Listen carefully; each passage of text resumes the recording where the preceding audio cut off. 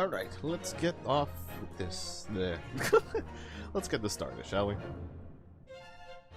Today, we finish off episode 4 of the Great Ace Attorney Chronicles. Well, the Great Ace Attorney 2, Resolve.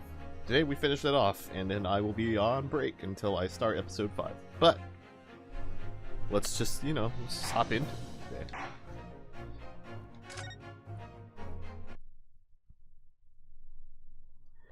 This whole thing is going to be an investigation section, which is interesting because it's an investigation section to cap off an entire case. So we shall see. I still can't quite believe what just happened. I know.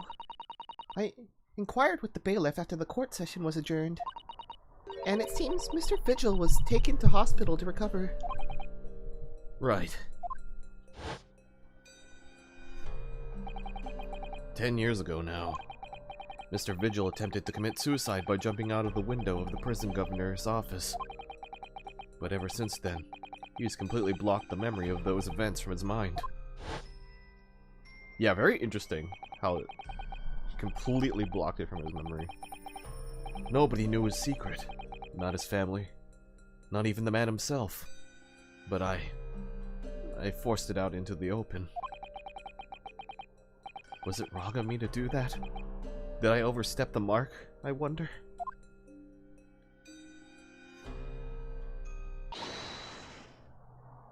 Bruno! Oh, wait, this is probably... Yeah, Iris. Oh, Iris. You were miles away. Anyway, I brewed a fresh pot of soothing tea for you. Oh, thank you. You and Susie have had an exhausting day so far, haven't you? Oh. Thank you, Iris. How thoughtful of you. Do you happen to know where Mr. Sholmes is? When we came out of the courtroom back into the defendant's antechamber, he disappeared. Oh. No, I don't know. He just suddenly sprang to his feet and left. All he said was, "I must leave." I wonder if he's pursuing the mystery of Inspector Gregson's death.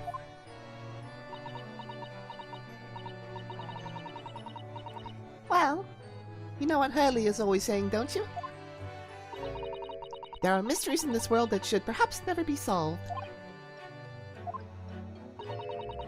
For the construction of a solution comes only at the expense of the destruction of something else. What does that mean? He knows very well that when you open someone else's old wounds, you often open your own too. But he can't just take his own advice and leave well alone.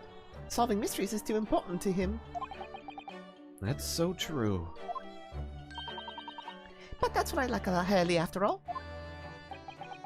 I suppose that's the lot of a great detective in some ways. So then, let's have tea, and then I'll give you a hand. Oh, do you have time, Iris? Yes, I'll finish this month's manuscript at last, with barely a day to spare before the deadline. Oh, I'm so looking forward to it. A brand new story to read in the adventure of Sherlock Sholmes.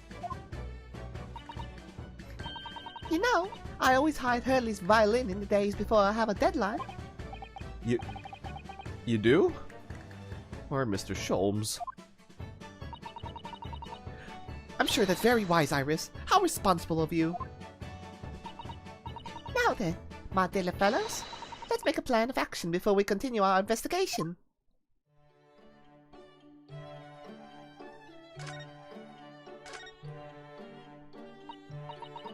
So, how did it go in court this morning? Well, we still don't know the truth about what really happened, but one thing's increasingly clear. Lord Van Zieks definitely didn't do it. Oh, goody! Yes, that's right. We managed to uncover several new facts as well. Oh, really? And there was another development too. Cosma.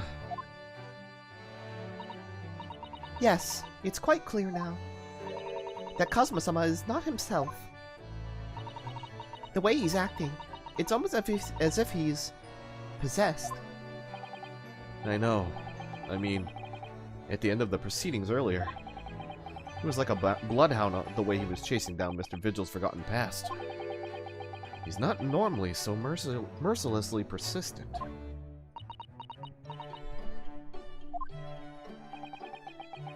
What's going on in his head, I wonder? I really need to sit down with Kazuma and try to understand what he's going through.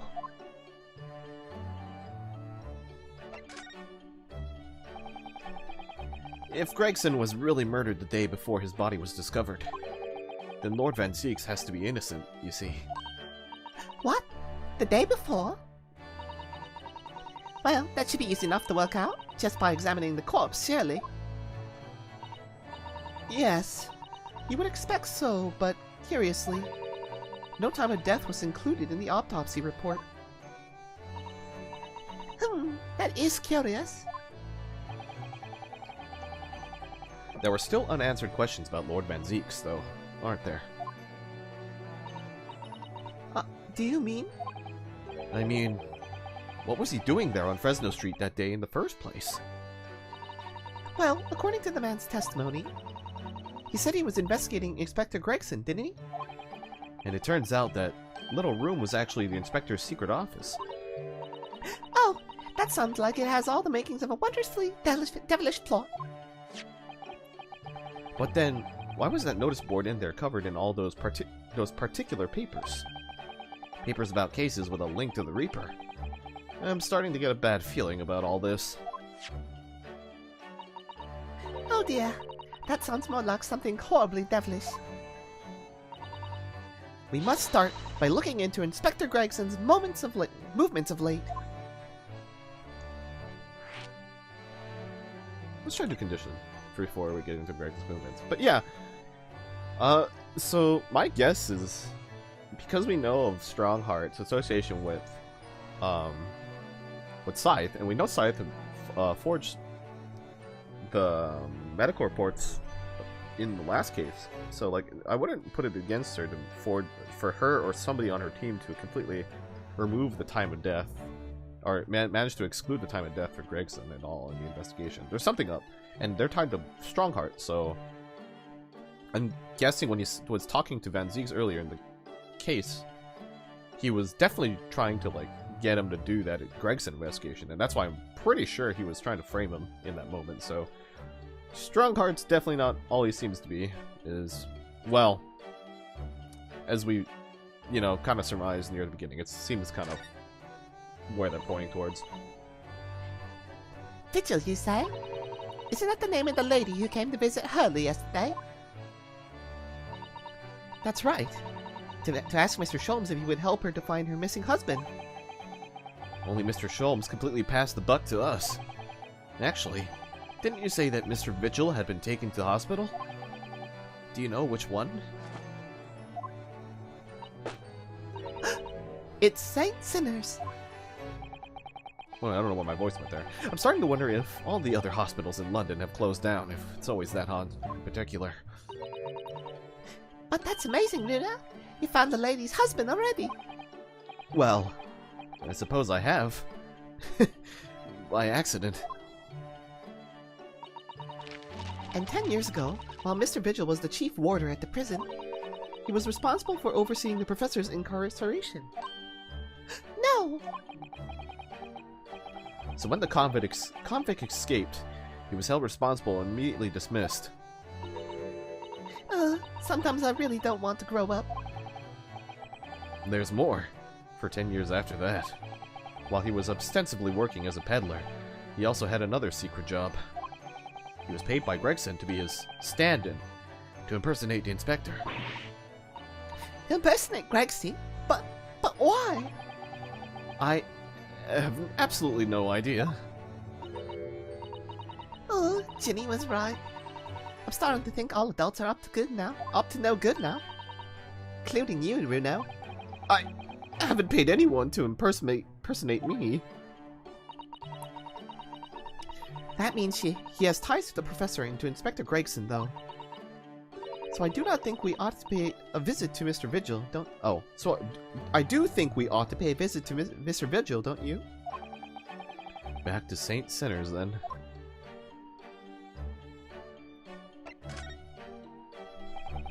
I never imagined I might have to be investigating an inspector's movements. Well, according to the entry in his diary, he was carrying out an incognito investigation of the Red-Headed League the day before his death. Oh! You mean what he was doing the same as Hurley? He was doing the same as Hurley? Well, Mr. Sholmes was trying to apply, whereas the inspector was supposed to be investigating. I do wish it had been the other way around. Anyway, as it turns out, the inspector who went to investigate the Red-Headed League that day wasn't actually Gregson at all. It was Mr. Vigil, in possession of Gregson's identification. You know what that sounds like to me? Establishing an alibi. Oh my! Yes, you're absolutely right, Iris! But why would Gregson need an alibi? It would appear that the inspector had something to do with that he wished to keep secret. I don't believe it. I always thought he was just a harmless lover of fish and chips. But perhaps they were seasoned with something a little more potent than salt and vinegar.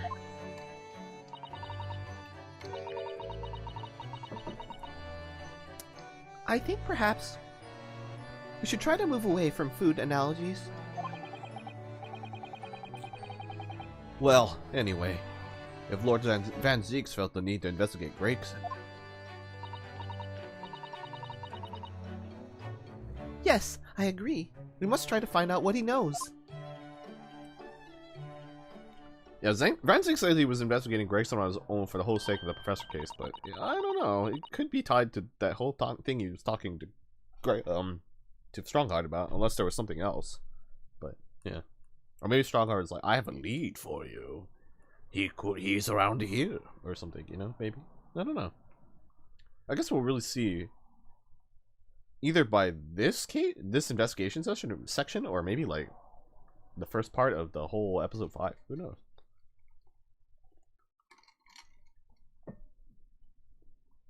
Well, I think it's clear what we need to do, isn't it? Let us investigate, my dear fellows. Oh, Iris, you're even more enthusiastic than usual today. If anyone has anything to hide, my special Wilson shooting iron will soon set them straight. That water pistol? It's stuffed full of a piping hot extra special blend of mine. Then I'm quite sure it'll be very effective. I'd better be careful not to hide anything. Well, it feels a little strange that Mr. Sholmes is nowhere to be seen, but still. Let's go and see what we can find out! Yes, yes! Alright, let's move out, team. Let's see. So we can either go here. Yeah, nothing at the Waterloo Hotel. We don't really need to go to the prison yet. We can technically go to the prison to talk to Van Zieks, but I don't think we need to do that yet.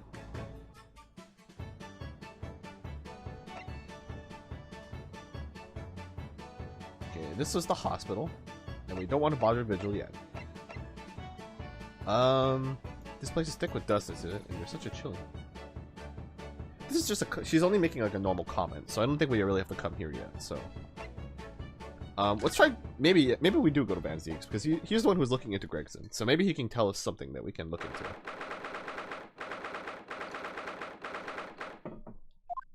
And if not, then we can go to the Chief Justice, and we can go to Strongheart. Lord Van Zieks is reading, look! He doesn't seem like he wants visitors, does he? But he must have noticed that we're here, surely.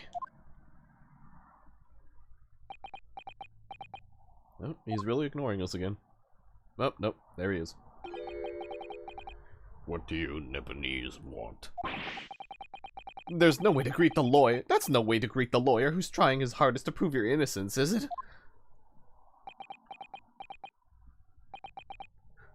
Perhaps not. Hmm? I apologize. So, what can I do for you, Mr. Naruhodo? Lord Van Zieks, speaking earnestly. Oh, the fog will lift over London for the first time in months tomorrow. This does feel very, very strange.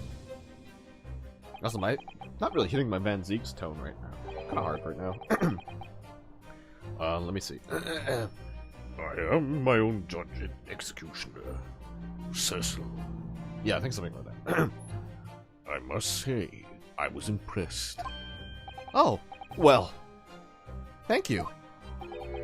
Not by you, by your fellow Nipponese, your prosecutor friend. Oh, I see. Yes. It's sardonic, don't you think? For a man such as me, so loathing of the Nipponese, to be entirely at the mercy of the two of you. I suppose it's retribution for having played the part of the Reaper all these years. Played the part?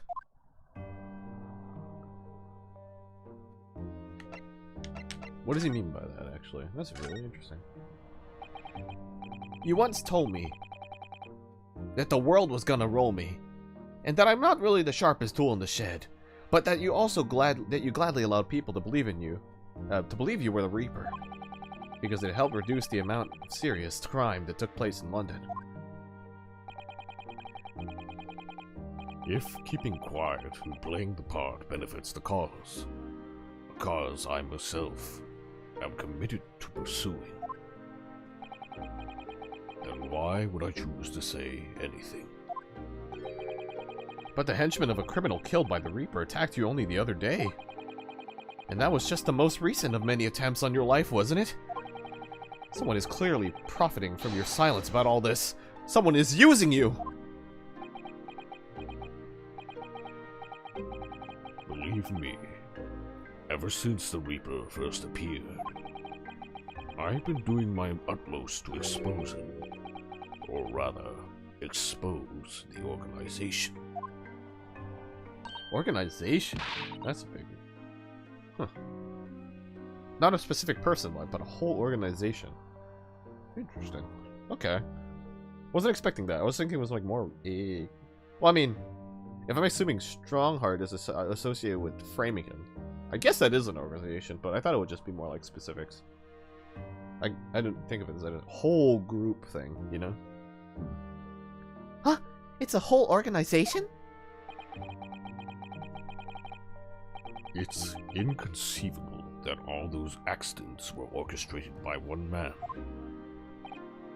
No, the Reaper always appears to have very accurate information about the accused in each case, which can only mean that somebody at Scotland Yard is involved.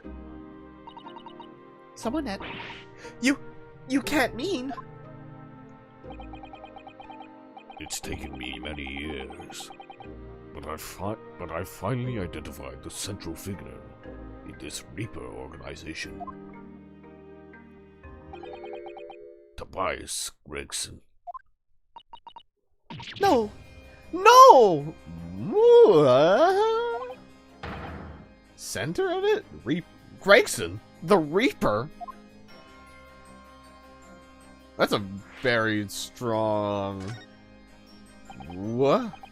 That's an interesting conclusion he'd read. Okay. So, the reason you were investigating Inspector Gregson is because you intended to expose him as a Reaper. As I said, the Reaper of the Bailey is no single person. It's a highly secret organization with close ties to Scotland Yard. But there's no doubt that Gregson was a key member of that organization. I don't believe it. Are you saying that Grexy, that he was behind all those awful criminals meeting there? Gregson didn't do the dirty work himself. Oh, He was the tactician. His job was to covertly investigate the marks and plot their assassinations. In order to do that without arousing suspicion, he regularly needed a firm alibi. Which is where Mr. Vigil came in, posing as the inspector. Oh, okay, I see where the train of thought's going with this. Vigil knows nothing of the Reaper, but the room he rents on Fresno Street was almost certainly the headquarters of the operation. Gregson would have met the assassins there for briefings. So we don't actually know who carried out the killings then. Actually, I do have a name. You... What? well, if you can name the man, you have the true identity of the Reaper already then. Or, if I can name the woman. Oh, The woman?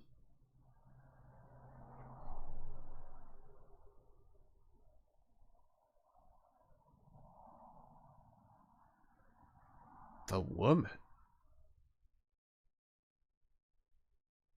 Is it?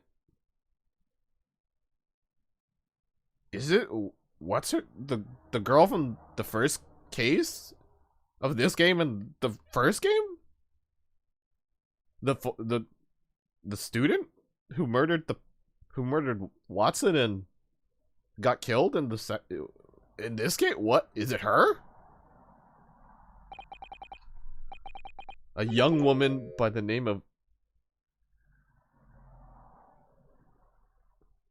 Huh? She's a young woman by the name of Assassin. Wait. What? Sheen? Oh. It's her? It really is her. Miss Assassin. The true name of a terrifying killer I know only too well. She came to Japan posing as a visiting student and murdered Dr. John H. Wilson. Then, just when it seemed that diplomatic protection would help her escape Japan in conviction, the mysterious woman was herself murdered in a small summer beach hut. And that woman was actually the Reaper of the Bailey?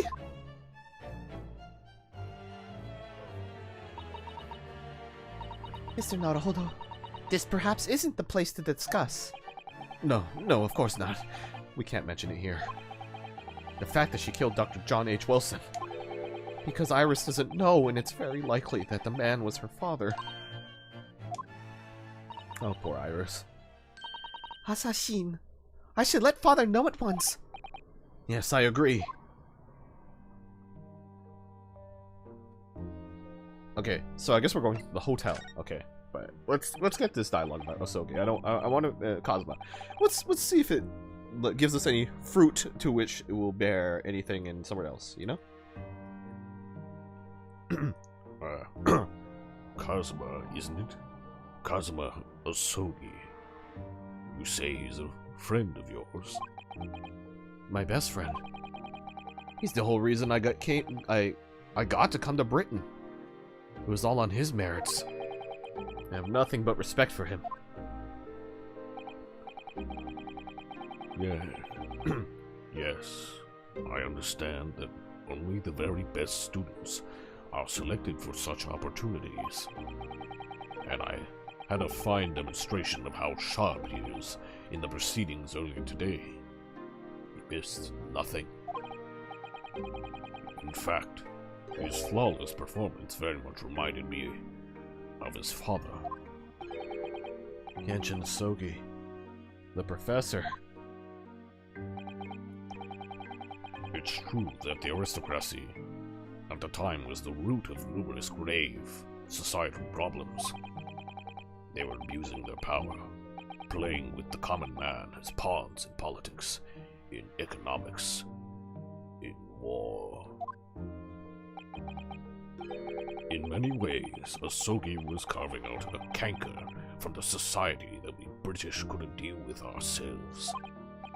Ah, I see. But that's precisely why it makes no sense.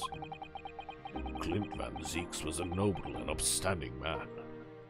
He wasn't corrupt. Why did that damned Nepalese have to go and take my brother's life? In spite of having once saved mine. He saved your life? How did that happen?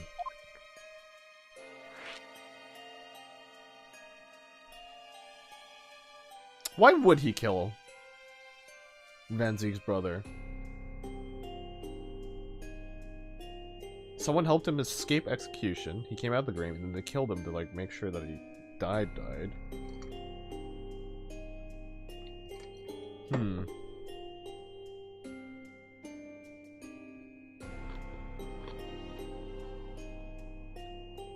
It prevented him from dying in the execution. Genshin. So that really confuses me. It makes me wonder. Like, why didn't he? Why was he? How? Who and why did they let him live? Only to kill him later. And like Van Zieks is saying, his brother got killed, but his brother didn't do anything, supposedly.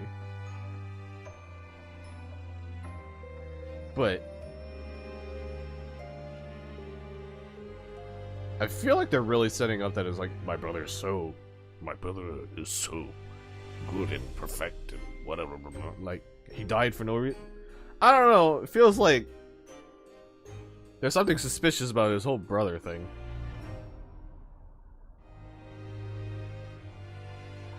I'm not sure if that means he has something to do with the whole Professor case as a whole, more than Genshin himself, so I'll have to... Assumptions. Very suspicious at the moment. It was 10 years ago, on a foggy night. What was to be the Professor's final strike? What was to be the Professor's final strike had sent a wave of panic through the capital.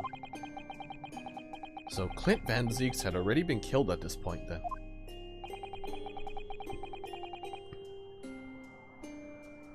Genshin and I were walking down some back streets at a late hour. Of course, at that point I had no idea of the true nature of the man at my side. All of a sudden...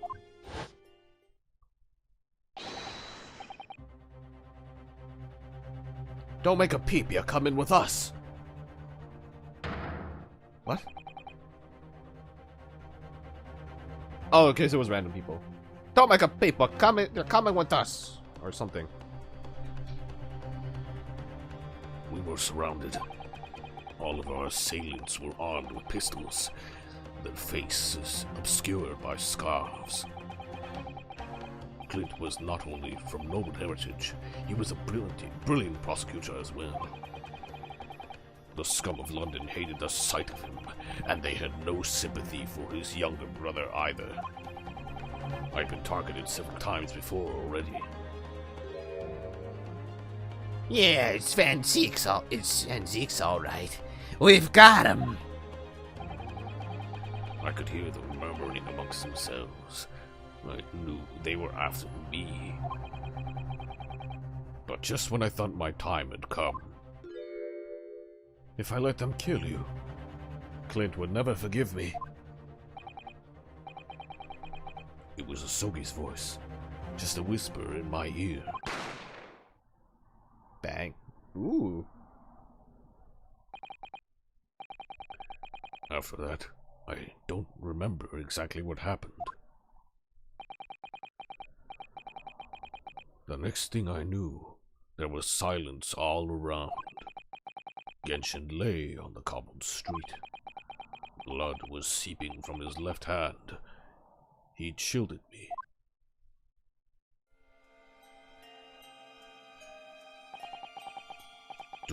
Two days later, they arrested him.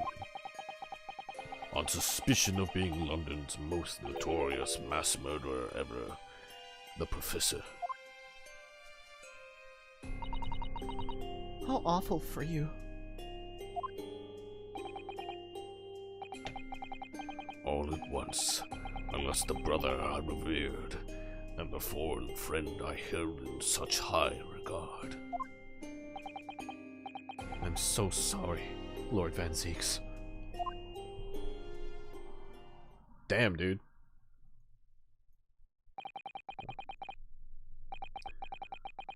That's the end of my miserable tale. I never thought I'd recount it to anyone. Well, thank you, for confiding in me. The Professor, the Reaper, and Inspector Gregson. I wonder just how intimately related they all are. I still can't quite believe that Gregson was essentially the Reaper, giving assassination orders to Giselle Brett. Mr. Naruhodo, let's go and inform my father. I'm sure our government will want to hear about this new information. Oh, that means I'll get to meet your daddy, Susie. Hooray! Yes, alright. Let's head back to the Great Waterloo Hotel then.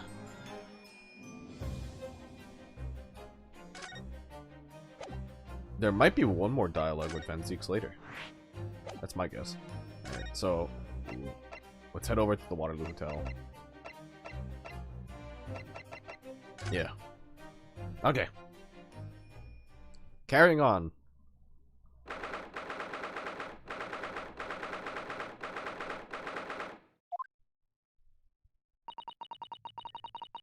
I thought it yesterday, and I think I thought it yesterday, and I think it again today. This place is so princely. It's a wild guess, but I have a feeling you'll think the same tomorrow, too. My tea has a finer fragrance than whatever They're serving in the tea room here, though, wouldn't you say? Can't hit that pitch really well for Iris today. Look who we have here. This is an unexpected pleasure.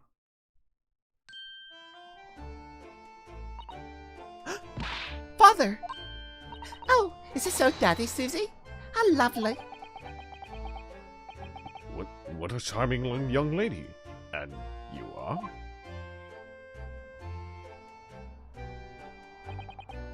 Ah, really?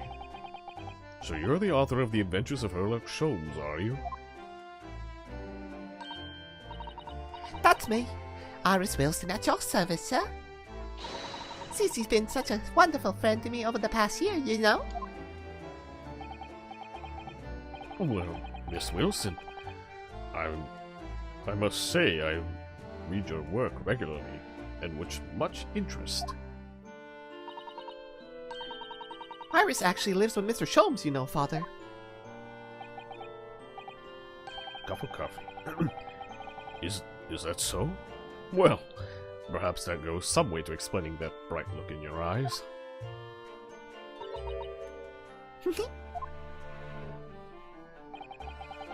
You wouldn't be smiling so airily if you knew just how bright she is. Believe me. Now then, young Naruhodo, it was a pleasure seeing you in action earlier. As an invitee of the symposium, I was allowed to observe from the gallery after I twisted some arms, and I must say, it was a truly exemplary performance. Oh, well, thank you very much. Although I'm fairly sure you omitted by Cosma on the end there. No, please don't misunderstand. It was you who impressed me. Really? You didn't miss a step against Asogi, and we all know how capable he is. Really, to have matured into such a fine defense lawyer in less than a year is quite extraordinary. It's very kind of you to say so. And really nice to hear. What I saw in court today confirmed what I'd been hoping for. The favor I mentioned yesterday, Naruhodo. I trust you haven't forgotten. Oh, no, you did mention something, didn't you? But first, we have something to report, Father. Of course, of course. Shall we take tea while we discuss matters further? Hmm? I wonder what Judge Jigoku has gotten to. Yeah, where is he? We haven't really seen him since we met him in the hotel, you know? Father, do you know about the so-called Reaper of the Bailey? I've heard rumors. Some members of the judiciary explained it all to me yesterday. Of course, when I was a visiting student here in London, the Reaper was yet to emerge. Right. He didn't appear until after the case when the visiting students had already returned home. Lord Van Zeeks, who was in the dock today. That was Merrick, the younger brother of Clint Van Zeeks, I believe. That's right, and he's known throughout London as the Reaper, as you've heard. But the truth is, it wasn't him behind all those mysterious deaths. It was somebody else. I see. So, what you're saying is there's been a professional killer at work here. Exactly. Someone by the name of Assassin, in fact. I beg your pardon? Did you say assassin? You mean that Giselle Brent woman who was responsible for killing my great friend? Oh no! A friend of yours was killed? Professor Mikotoba, I think perhaps we shouldn't discuss this right now. Because the friend the professor is talking about is Dr. John H. Wilson. And that's not something we want Iris to find out about. Not like this, anyway. How about Judge Jigoku, you know? Let's just kind of talk about that for a bit. I haven't seen Judge Jigoku for a while, have you? Guilty. Oh, guilty. But that guilty is still ringing in my ears. Oh, now that you mention it, I haven't seen him since this morning either. I suppose since the symposium's opening was postponed, he'll have gone to explore at the Great Exhibition. That reminds me of something you mentioned yesterday. About Judge Jigoku having once been in the dock himself. Ah, yes. It was all tied up with that accursed trial. The closed trial of Cosmo's father. Seishiro was trying to mitigate Genshin's guilt, so he took to the stand to testify. But he got a little carried away and actually managed to break the witness stand. Oh my. He also said some contemptuous words about the British Empire, for which he was charged. Oh dear. Although it's worryingly easy to imagine him doing that. Well, it was alright in the end.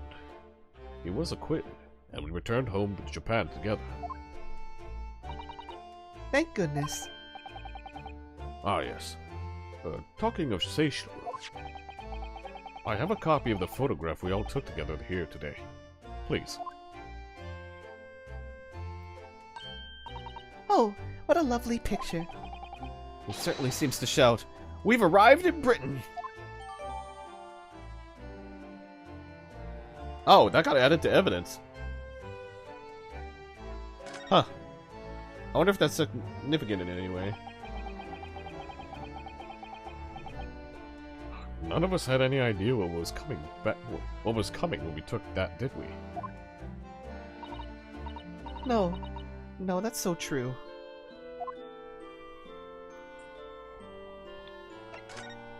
let's talk about the favor a little bit more before we talk about, you know. So, you mentioned a favor that you'd like to ask me?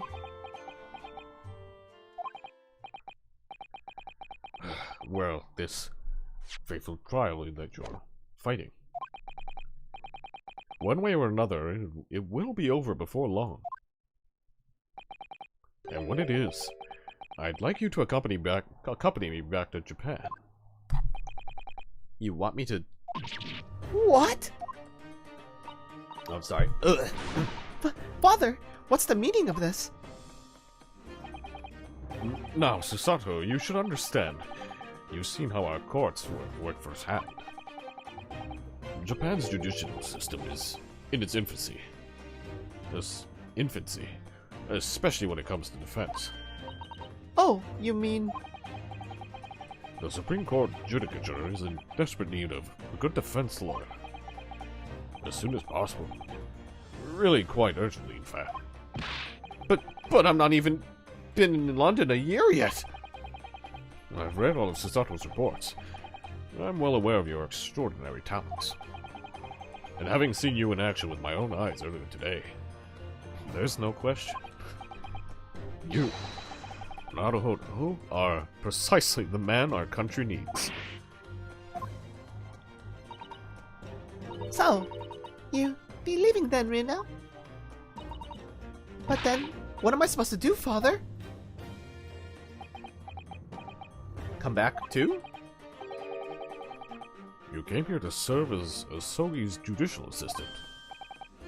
Oh, yes. She's supposed to be Cosmo's assistant. Our government is still in the process of deciding how best to deal with his situation, though.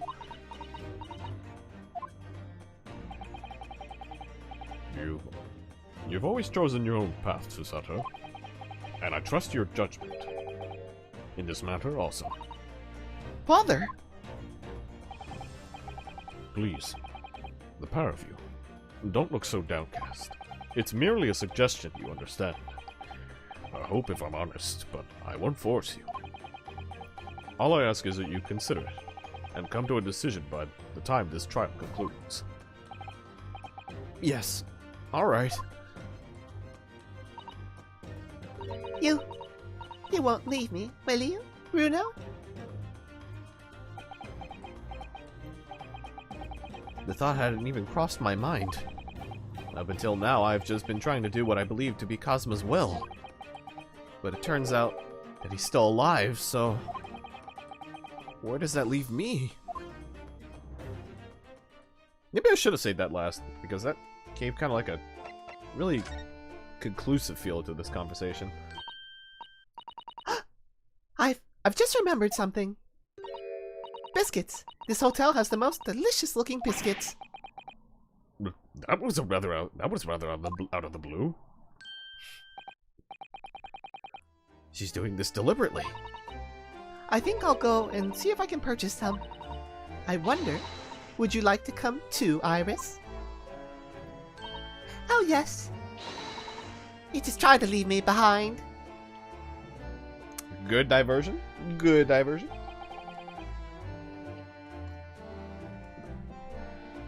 So, that young girl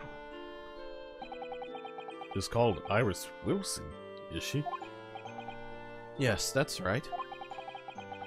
And she's the author of all those adventure stories starring the great detective Sholmes? But the name of the credited author isn't Iris, is it? It's Dr. John H. Wilson. Yes, I know. That's the name of her father, you see. Her father? Dr. John H. Wilson? I was deeply in debt to the man for all the kindness he showed me during my time in London. That's why I was keen to reciprocate and invite him to the Imperial Yume University 4 years ago. But he was murdered last year by Giselle Brett. Why? Why would the Hand of the Reaper stretch all the way to Japan? Iris knows nothing about that case, but it seems very likely that the victim, Dr. Wilson, was her father. Well, I can't say that we ever spoke about his family, so I don't know if he had a daughter or not. But I think I can say with some certainty that he was never the great detective's partner. So, it could have been another Dr. Wilson, you think? He wasn't the great detective's father? I mean, wait, not, oh my god, that was the wrong words. He wasn't...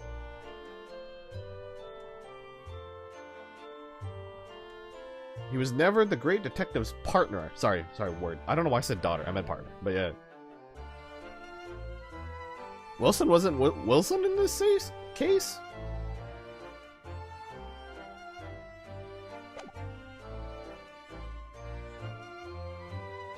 Is that why you look like Wilson? Like you have the mustache, you have the fedora, I mean the hat, and sort of bowler hat-ish kind of look.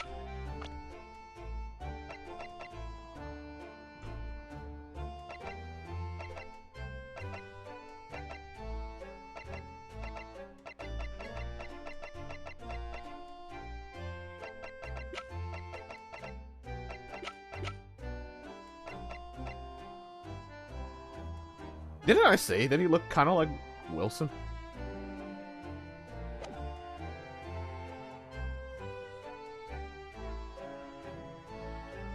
Huh. Okay, we'll pin that for now. We'll pin that on the side for now.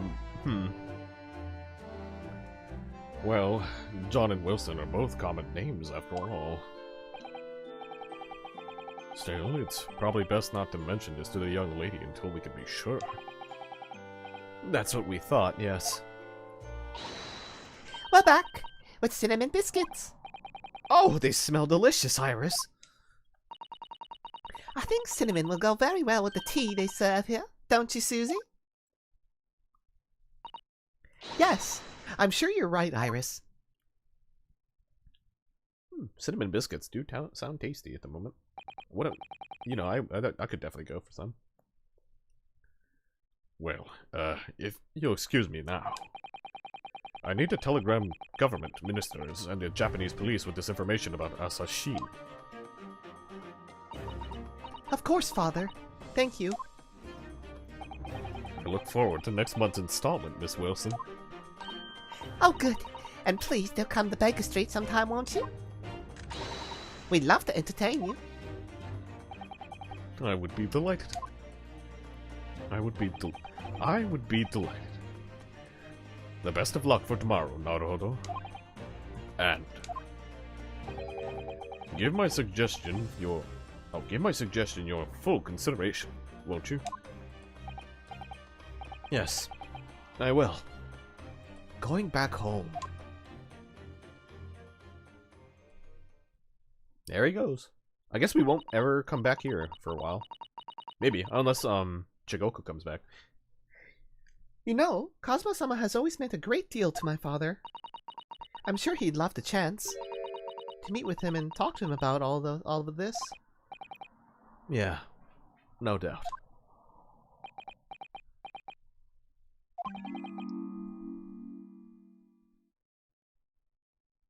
Who's talking?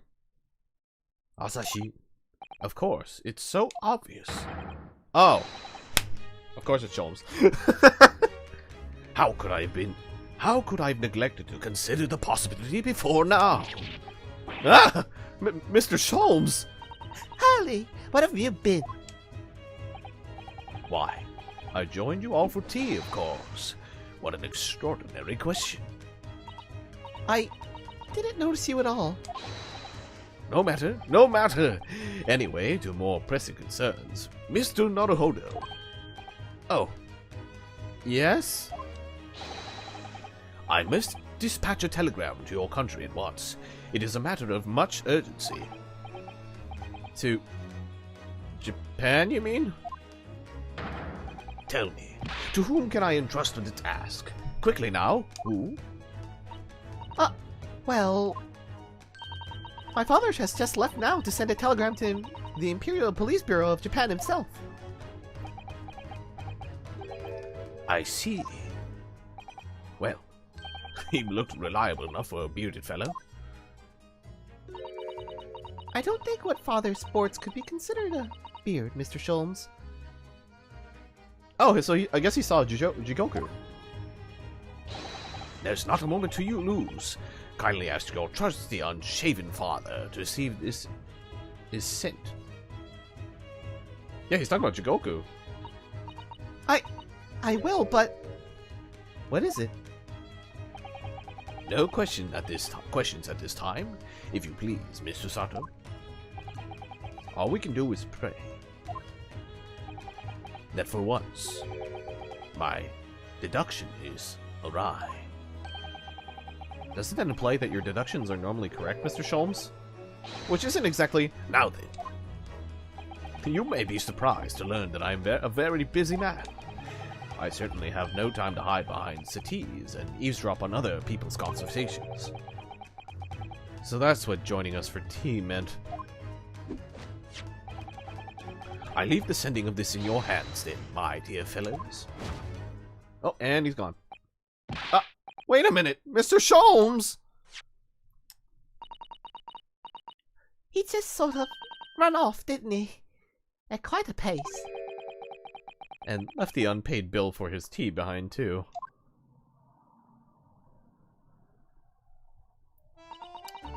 I must catch up with father at the telegram office at once. And I'll run and call us a cab straight away. Oh gosh. High voices. Hard. And there was me, thinking everyone would be clamoring to pay Mr. Sholmes' bill. Well, I guess we lost everybody. So... yeah. Yeah, we do have Strongheart's office.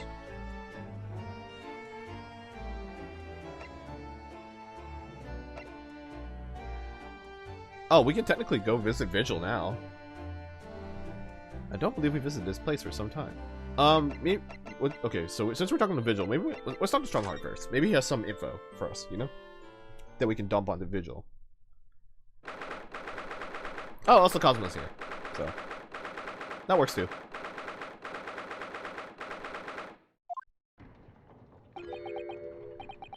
No arguments, Professor Asogi. Prosecutor Asogi. You will continue with the trial exactly as I instructed. Is that clear? Perfectly. It's Cosmo-sama. Defying Lord Strongheart. Oh, defying Lord Strongheart by the sound of it. He never did know when to back down. Oh, there's the slide. On your way now, Asogi. My lord. My lord.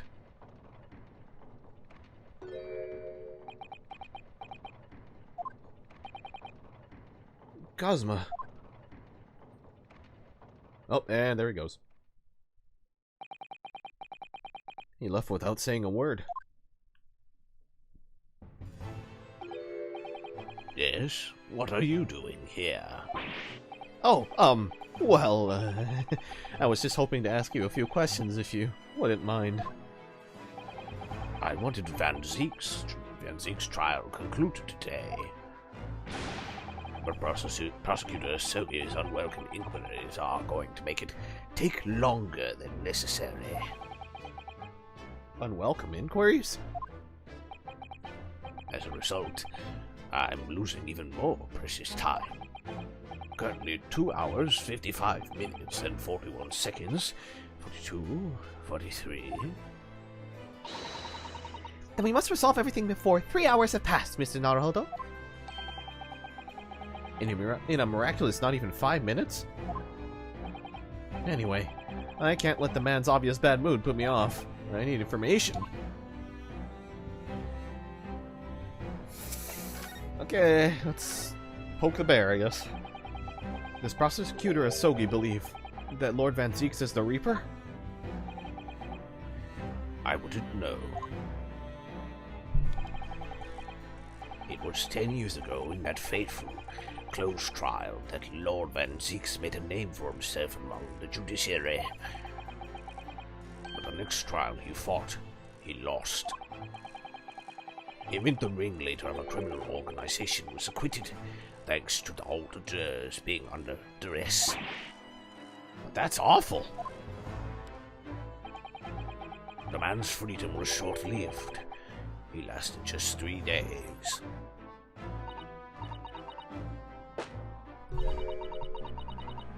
Yes, let me see. He died in a rock slide at his place of work, I believe. Correct. That was the inauguration of the Reaper of the Bailey. My tone for him's not even coming out either today. I don't know what's wrong with my low tone. And people believe Lord Van Zieks was responsible? He was brought to trial himself, but it was shown to have been an accident. So he must have had a solid alibi then. Nevertheless, the mysterious deaths continued. In total, 16 persons perished in unusual circumstances, ostensibly at the hand of the Reaper. That's a long run of coincidences. Well, the Reaper's true identity may well be revealed by this trial. And the impact that revelation would have on the British public cannot be understated. Is that why it's a closed trial? Precisely. Okay. This country hasn't seen a closed trial for 10 years. So the last one was the professor's? The trial of Genshin Asogi? Correct. Actually, we heard that originally you were going to prosecute that trial yourself, Lord Strongheart. Van Zieks entreated me to relinquish the prosecution to him, that he might avenge his brother's death. And here we are, 10 years later. With the son of the man Van Zieks had condemned now, looking to avenge his father's death in the same way. They do say that what goes around comes around. Not the right time, Naruhodo. Not the right time.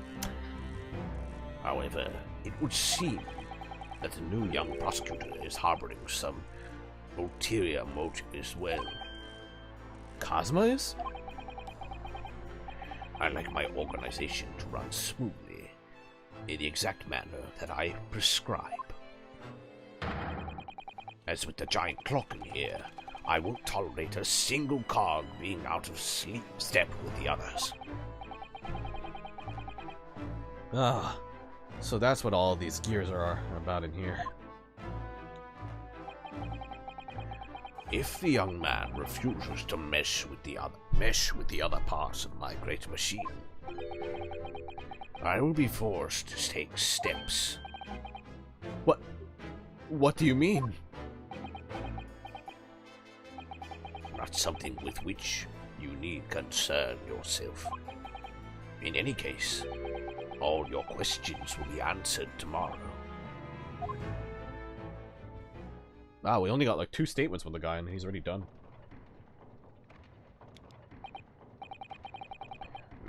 Now, I shall have to ask you to excuse me. As of this moment, I've been delayed from attending my next meeting by precisely 3 hours. Oh my, that is a long time. And I hold you entirely responsible.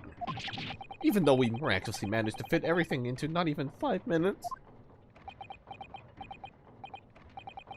I wonder if you might agree to us, talking with Prosecutor Sogi. Discussions between the defense and the prosecution outside of the courtroom are generally frowned upon. However, I will make an exception in this case. Now go. You can find him in his office. Oh, thank you. That was really fucking easy. I wonder why, though. Let's go see him at once, Mr. Naruhodo. Kazuma's my best friend in the world, but I'm really not at all sure I know how to talk to him at the moment.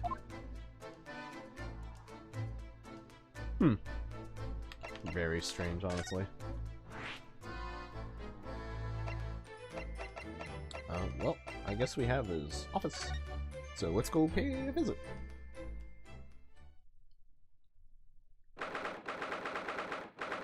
Oh, is that Zeke's brother? Van Zeke's brother? In the portrait? Or is that just Van Zeke's?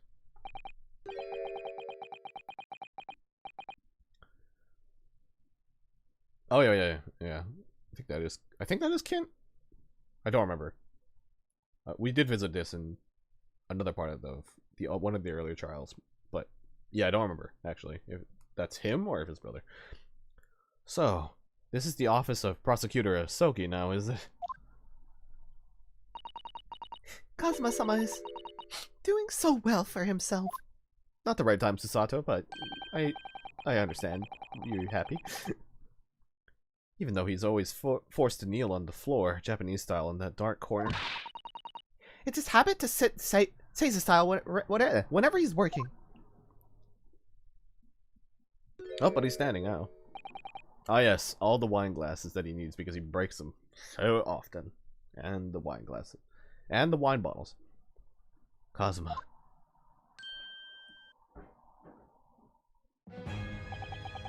I thought it wouldn't be long before you paid me a visit, Ryunosuke. I was right about what I said, wasn't I? Sorry? That you have all the makings of a great defense lawyer. Well, I always believed that you'd fulfill your dream of advocating in the British courts. I just never imagined for 1 second that it would be as a prosecutor. Man, his team is so good when it's in this form too. Oh, so good. Seeing you stand in a foreign courtroom, so gallantly realizing your dream, Kazuma-sama, I'm truly happy for you.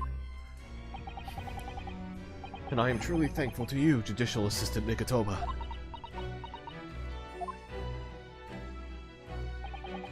Ryunosuke, I always thought it would be fun for you and I to shake up the British legal system a little together. This isn't quite how I envisioned it, but I suppose it's just another twist of fate. I've learnt a lot of things during my time in London. About how Susato-san's father was himself a visiting student here once, along with Judge Jigoku. And about what happened with your father. Then you'll have no difficulty understanding why I had no choice. Why I had to find a way to get to Britain as a visiting student myself. I want to hear it from you, Kazuma. As you wish, Ryunosuke Naruhodo. Naruhodo. Man, it's really hard. I don't know why it's really hard for me to say Naruhodo in like a natural sentence without it sounding really slurred.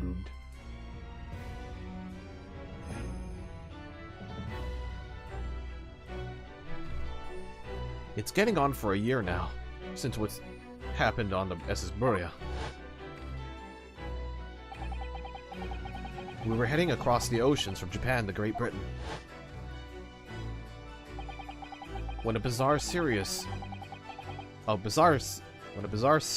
coincidences. I think that's a typo.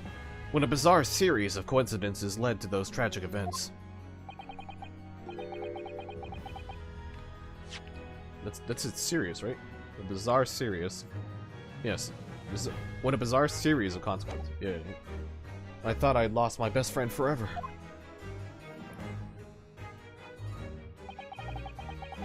I must have been unconscious for a long time.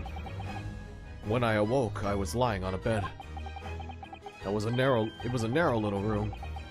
There was a posy of flowers by the pillow. And it took me a little while to realize that I was in the cabin of a ship. I slipped out of the room and headed up onto the deck. Were you already suffering from amnesia at that point? Yes. I didn't know what had happened or where I was. There was just this voice in my head.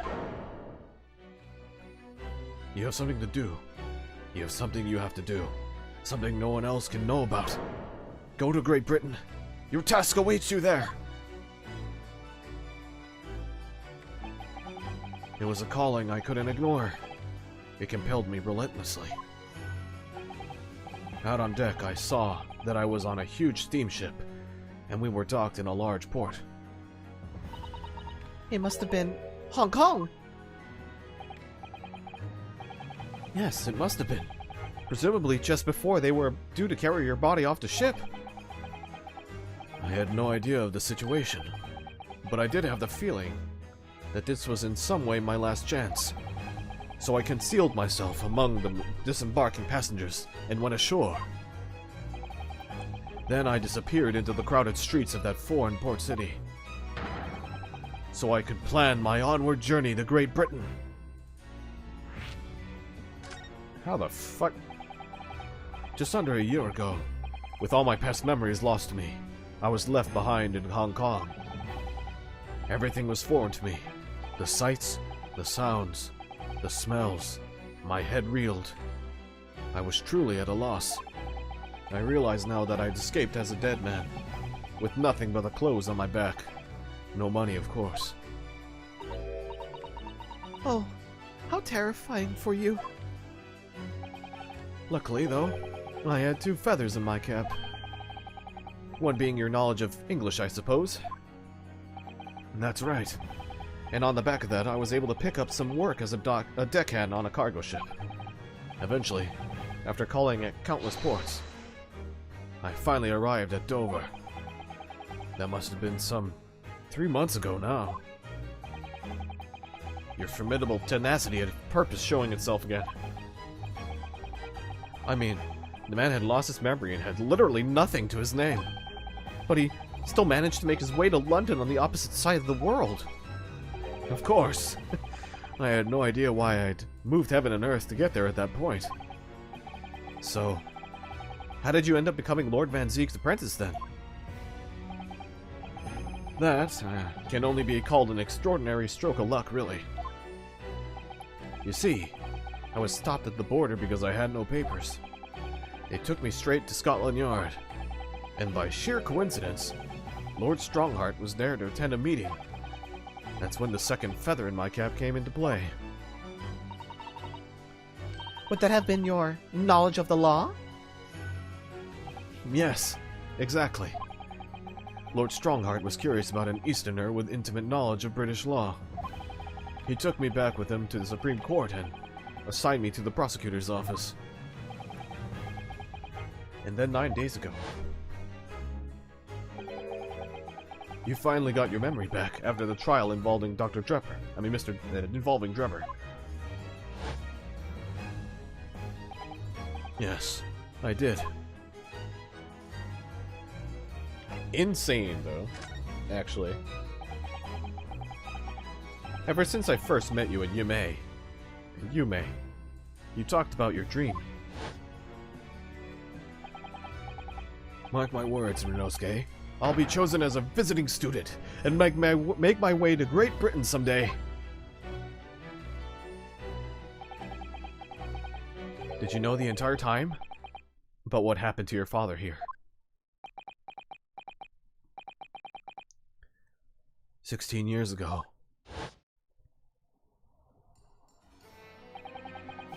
When my father left on the exciting trip to Great Britain, I was just a boy. We took a photograph together the day before his departure. It's my last memory of him. But what I remember most about my father is his unswerving sense of justice.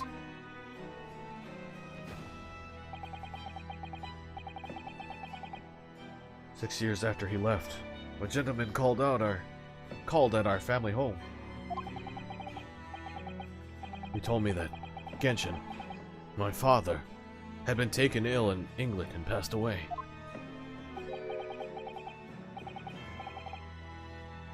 What the fuck? It was Professor Mikotoba, your father, Susato-san. What the... Huh?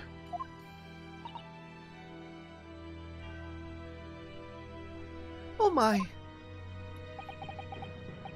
Ever since then, the professor was very good to me. He even helped to fund my university education at UMA. I'll be forever in his debt. But nevertheless, I just couldn't bring myself to believe what he told me. Oh. Then one day, a letter arrived at our house from Britain. There was no indication of the sender, so I opened it assuming it was from an old acquaintance of my father. What I read in that letter changed my entire life. What did it say? It said that my father had been a mass murderer, and the writer accursed the Asogi name. Oh no. As a result of that letter, I found out what had been hidden from me all those years. Jesus, man. Presumably, the letter was sent from a relative of one of the victims. If whoever it was had been a member of the judiciary, he could have been present at the closed trial. The letter revealed that my father had been sentenced to death, executed for being a killer. I'm so sorry you had to find out that way. I imagine the British government did its very best to silence whoever sent that letter. But someone who knew the truth couldn't bear the resentment was always going to be a problem. But still, it could have been written by anyone. Why would you believe such a thing? There was a newspaper cutting included with the letter. It was the first I had ever heard of the professor and his terrible killing spree. Well, what did my father have to say about the letter? I couldn't bring myself to show it to him. What? Why not? Because he deliberately concealed the truth from me by telling me my father was taken by a fatal illness. That couldn't have been easy for him, and he'd done it out of consideration for my feelings. So instead, I showed the letter to Judge Jigoku. Ah, to the other visiting student. Why do I feel like this is definitely important.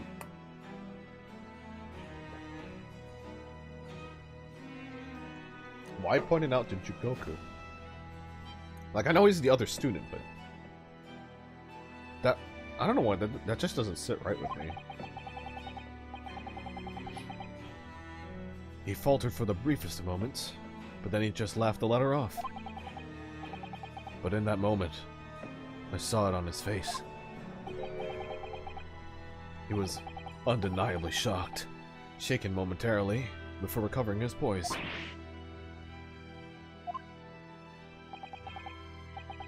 A year later, my bereaved mother succumbed to the strain of grief, and she too passed away. That's when I made up my mind that one day, without fail, I would cross the seas to Britain and seek the truth for myself.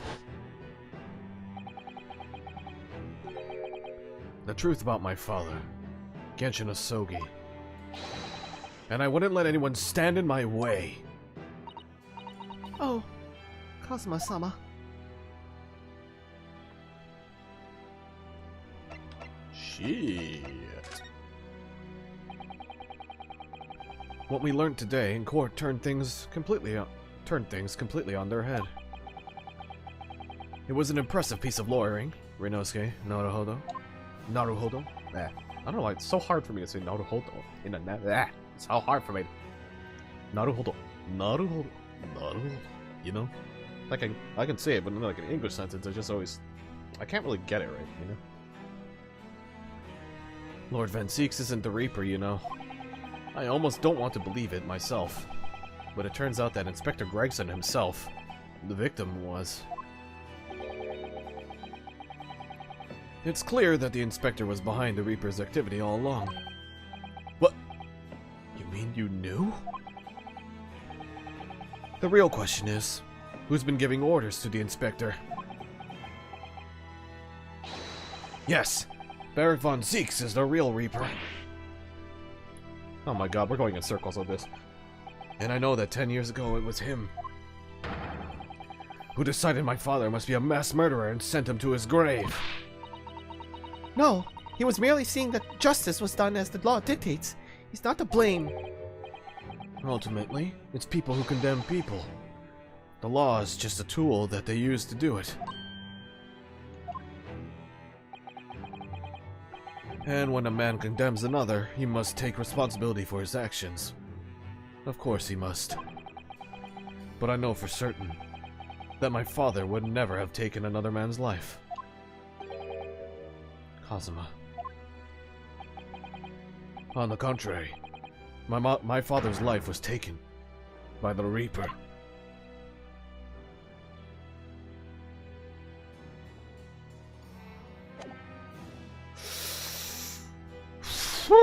Oh boy. I don't think there's anything really of note to present either. And I know that Vigil's open. He's been open for a while, so... Oh boy.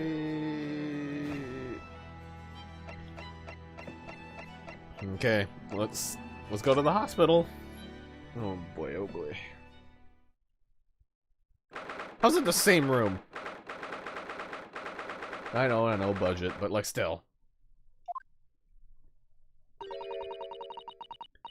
This is the ward where Mr. Vigil was brought, apparently.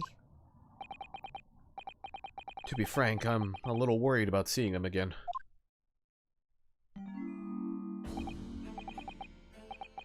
Huh, the lawyer. Hello again. Art, are you feeling better now, Mr. Vigil? Yes, thank you. Somewhat better. I'm so sorry to have caused you to... I mean, it was because of me. If I hadn't exposed your secret and forced you to remember things you'd obviously tried to forget.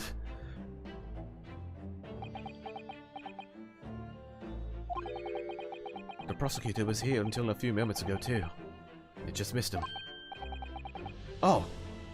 Cosma beat us to it. Oh, I guess maybe I was supposed to come here before I went to Cosma. Oh well. He said much the same as you. He was very apologetic. But the truth is, I brought all this upon myself. Please, don't think like that. Keeping it from Heavy, my wife, all these years, I've carried such a sense of guilt. But that's not the worst of it. Over time, I obviously came to deceive myself as well. You mean about your dismissal? Looking back now, I'm beginning to think that perhaps Inspector Gregson didn't stumble across me by accident at all. I mean, he compensated me so generously for acting as his stand-in. He was clearly concerned for my well-being and doing what he could to help. Yeah, okay, yeah, this is what I was thinking too. Like, if Gregson went to him specifically, he said, oh, I found him, but he found me by chance. It's like, yeah, no. Gregson was definitely involved with the whole Professor case thing, and he felt so bad for this guy that he took the fall for no reason. Like, he's just like, no, I'm gonna help this guy out, because he got fucked by this whole thing. Like, 100%, you know? So perhaps Gregson knew exactly what had become of Mr. Vigil all along then. I'm sure this is just desserts for 10 years of lies and deception, but if it wasn't me that helped the Professor escape 10 years ago... No, it wasn't me that helped the Professor escape 10 years ago. It wasn't me! I swear it! I swear it's true!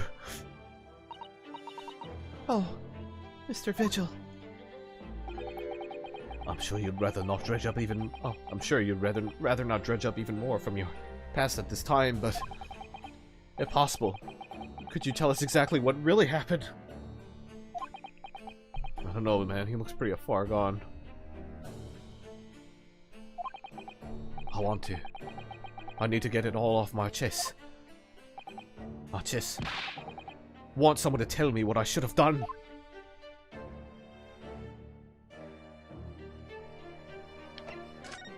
Okay, so what the fuck happened? Oh, I guess we're getting Gregson's first. Inspector Gregson was obviously engaged in a special operation of some sort. He was investigating something that even Scotland Yard couldn't know about. Details of the Reaper's marks, yes. It was when he had to carry out those investigations that I would take his identification in impersonating.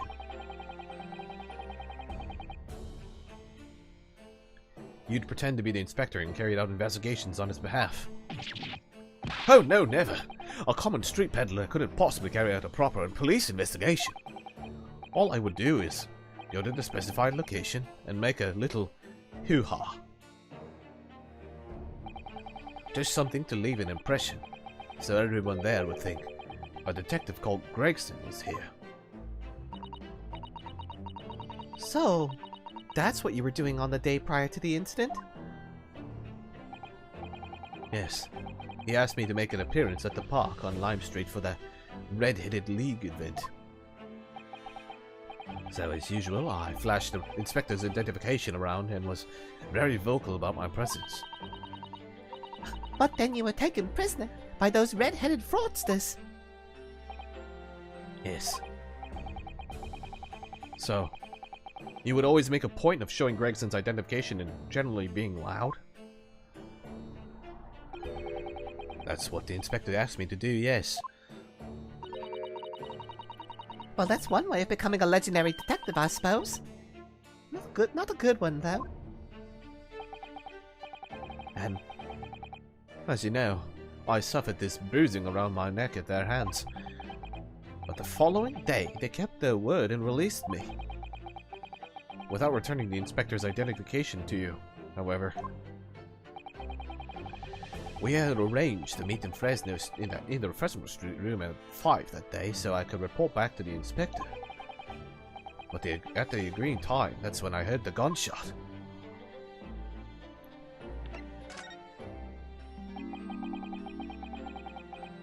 That flash makes me think he's not remembering everything. So let's see. Maybe Sholmes will just pop out and we're doing some sort of thing, you know? It was at midnight on the 17th of June 10 years ago. That was the time scheduled for the execution. But the professor's execution never actually took place, did it? Or rather, the execution itself must have been used to effect the plan of escape. I hardly dare to imagine what a chilling plan it was. Barclay was renowned for being the highest security prison in the country. Everything that went in or out of the place was searched multiple times. But there was one notable exception. Or rather, one notable loophole. Something that was never questioned. I have a feeling I know what that loophole was now. The coffins into which the bodies of the executed convicts were placed, correct? Yes. Once the coroner had confirmed the death of a condemned convict, the body was taken in its coffin for immediate burial in Lowgate Cemetery just beyond the prison. The chief warder first had to sign the necessary papers. And after that, no member of staff was permitted to touch the coffin containing the body again. When executions took place, only the executioner and the coroner were permitted inside the chamber. I would wait in the adjacent room for word that the condemned convict was dead.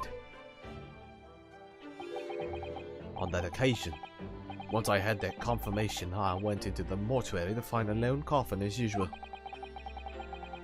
The procedure was what I would assign the paperwork, having checked the coffin, then nailed it shut.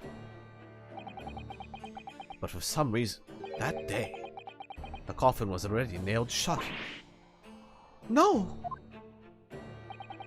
I didn't think anything of it at the time. I assumed that my deputy must have checked the coffin and nailed it shut before I had arrived. So, you mean the coffin contained... Yes, I can only imagine that Asogi, having escaped his execution somehow, was alive inside the coffin. The coffin was then taken out through the main gates and deposited in No Gate Cemetery. Presumably there wouldn't have been enough air inside to breathe for long. So in the early hours following the burial, somebody dug up the coffin again to set Genshin free. But in the end, he was fatally shot in the graveyard anyway. What on earth really happened in Lowgate Cemetery that night, I wonder? I'm afraid I really don't know. All I can say with certainty are two things.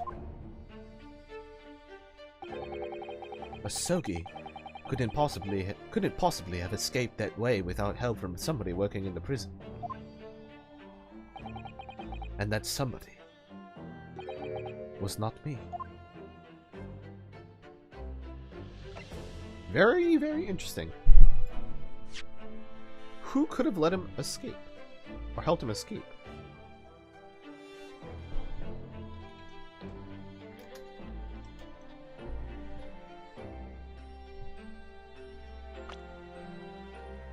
Like, I don't think any of the people that I would think would be on this list. You know? You're like, there's no fucking way. But Scythe wasn't always at her position, so I wonder if she is involved in the jail or in the prison somehow, you know? Maybe she had something there, and she's tied to the whole Strongheart thing, so maybe. And that one guy proved that he knew what happened in the professor situation because he blackmailed her about it, and he got killed later in the last case. So I definitely feel like she's 100% involved in this, and we've already assumed that with the coroner report stuff, so I guess we'll see. Obviously, you knew the man then. The professor, I mean. Genshin Asogi. Yes, I remember him well, in fact. Would you mind telling us what you know? Well, having been condemned to death as he was, any contact I had with the man was short, obviously. After that trial, which was carried out behind closed doors, attended only by elite members of the judiciary, they called for his execution to be carried out at the earliest possible opportunity. The outcome of the trial was set from the beginning, wasn't it? It was a time of delicate diplomacy when Britain and Japan were in the process of signing an important treaty. That meant that this destabilizing case had to be dealt with swiftly and discreetly. The man had less than a week in total. As I was the chief warder, I oversaw his short stay in the cells until his final hour. I remember being struck deeply by his noble character and incredible resilience. What do you mean exactly?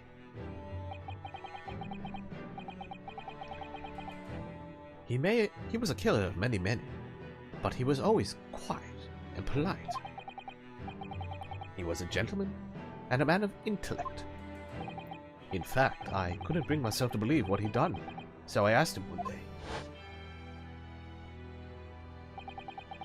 Those 5 members of the aristocracy whose lives were taken, were you really responsible?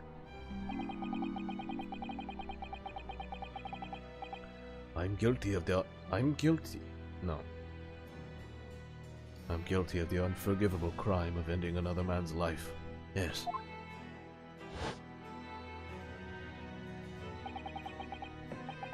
He said he was guilty of the end of another man's life.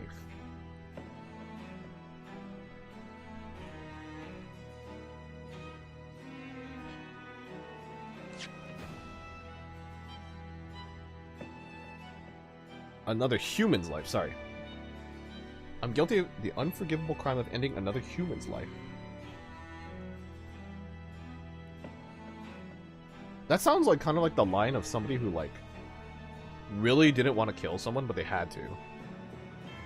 And like, we know that he has like a really strong sense of justice, so like he probably was just like devastated that he had to do that, which makes me wonder. Because we know Van Zieks is convinced that his brother was killed by Genshin. And like, you know what? Honestly, maybe he did kill him. But maybe he had to?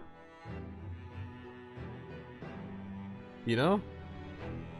Maybe he killed him on...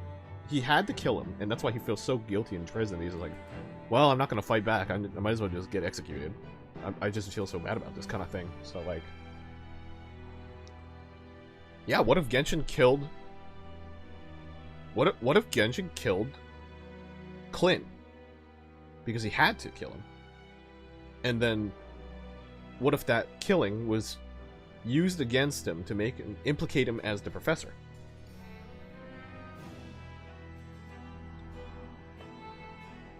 And then, like, when he protected Van Zieks,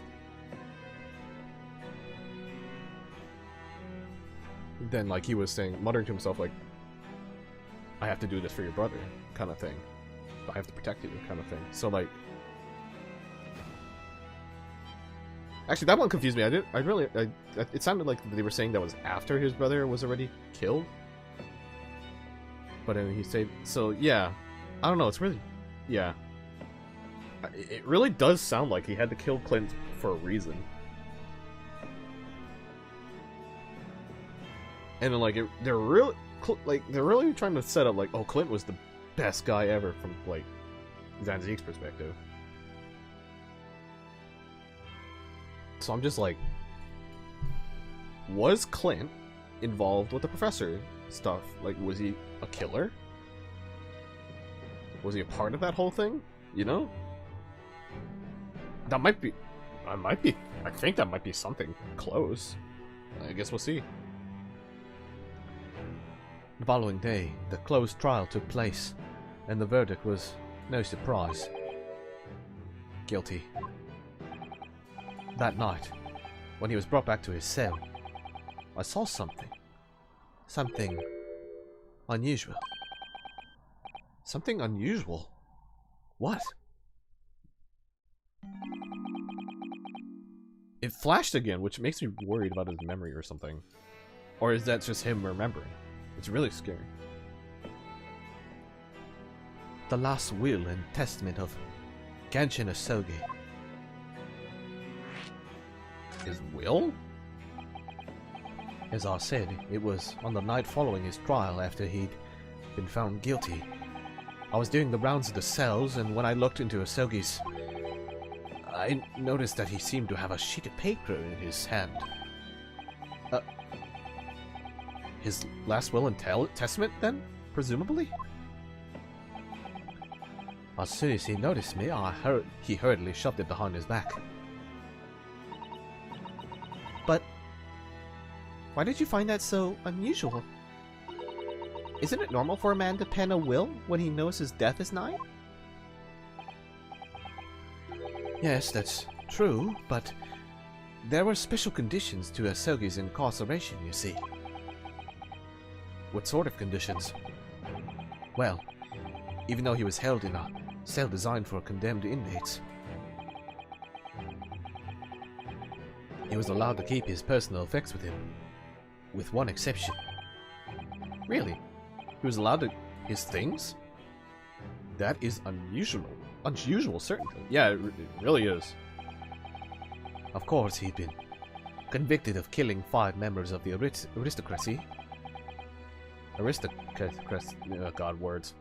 But at the same time, he was a guest in our country from the Empire of Japan. The powers that were determined... the powers that be were determined that his final days shouldn't be needlessly uncomfortable. And what was the exemption you mentioned to the personal effects he was allowed? That's the point. he wasn't permitted to have writing materials. Specifically, no pens or paper. No pens or paper. Huh. So, he was prevented from leaving any written record of what had actually happened to him. Yes, that was the long and short of it. I've no idea where he obtained that paper. Any writing materials would have been confiscated upon him upon his incarceration. As I said, he hid the paper behind his back and then he pleaded with me.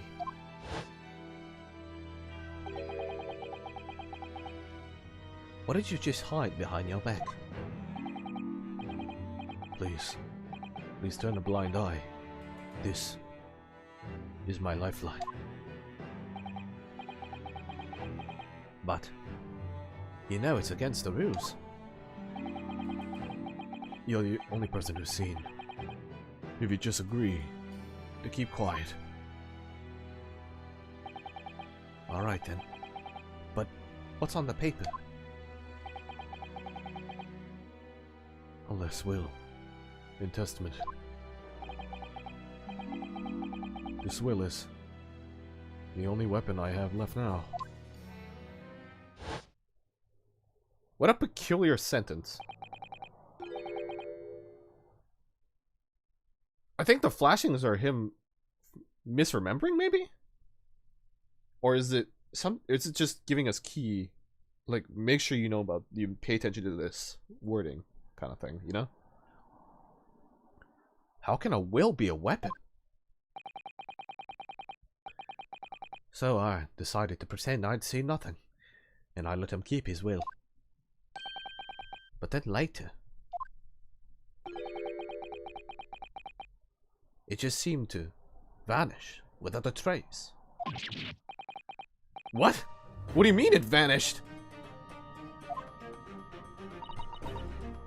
It would seem that isn't the end of this story of this mysterious well.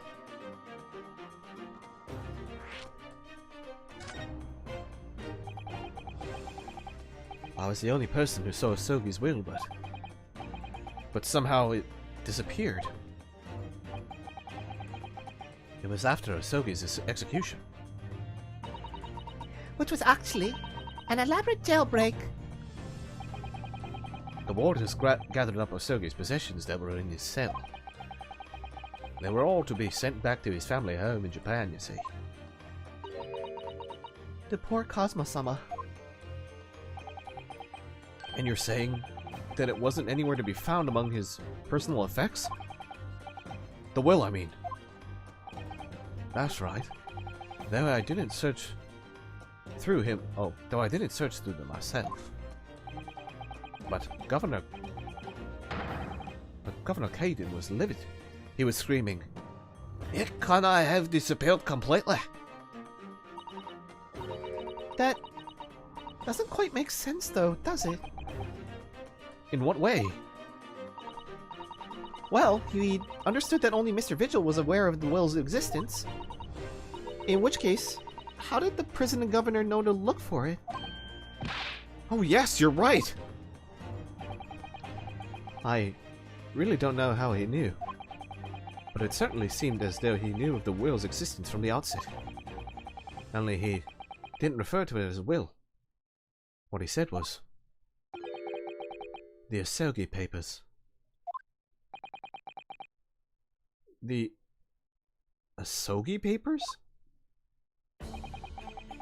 I really can't tell you anything about anything of the subsequent events. Because, well, of what happened. Your dismissal, and the way you blocked it all from your memory. I'd forgotten all this until today. I don't suppose it's relevant to the case, though. Well, anyway, thank you very much for sharing it with us, Mr. Vigil. We're very grateful. Huh. This really fucking weird, though. I'm afraid there's really little more I can tell you. My wife Evie will be here shortly, so I do hope I don't appear rude, but... No, not at all. Thank you again. But what will become of you now? Well, impersonating a police officer is a criminal offense, of course. I imagine that once I'm fully recovered, I shall be arrested. I'm so sorry. Don't be. Please. This was all my own doing. I always knew that this day would come. Well, I wish you well. Goodbye, Mr. Vigil. That sucks, dude. Ah! Before you go, there's just one thing. Oh, yes? What is it? Why is he screaming bloody murder? What the fuck happened? Are you remembering something? The Asogi papers. Okay. I'd be very grateful if you make no mention of the things I told you about them.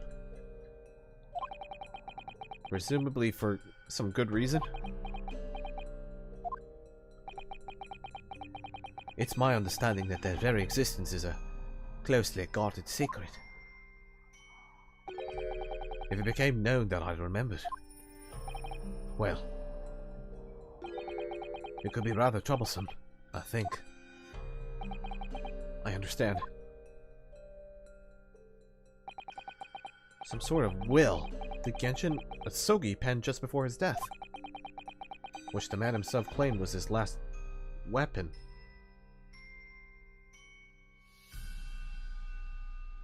Is it with the sword? I wonder. Perhaps it had something to do with his plan to escape. If there's anyone who might know more about a document that Kazuma's father left behind. It would be Mr. Vigil's governor. Mr. Vigil's governor. Then we know perfectly where we must go. Back to Barclay Prison. Oh, we're talking to the guy again. Okay. Feel better soon. I feel so bad for the guy, man.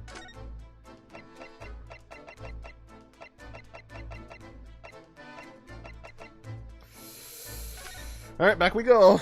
Oh boy.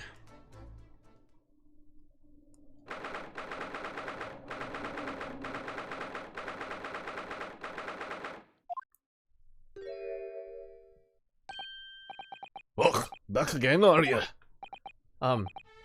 Yes. Hello. I've heard all about your investigations. I read the report just now. You found him, eh? Vigil. Yes, luckily.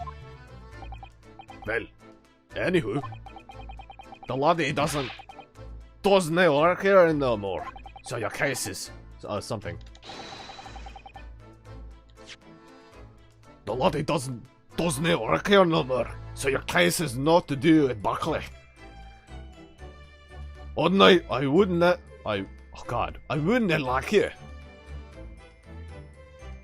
I wouldn't like you to get the wrong idea about that. Of course, yes. Mr. Vigil stopped working here 10 years ago now, so... Yes, we've seen his dismissal notice, haven't we? He was given the chop. Hey, come here. You can very well. Say, how about a wee handcuff biscuit? Oh, they really are like little handcuffs.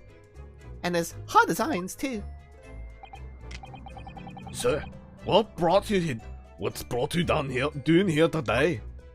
Doing here today? God, it's so fucking hard to read his word dialogue. Holy shit.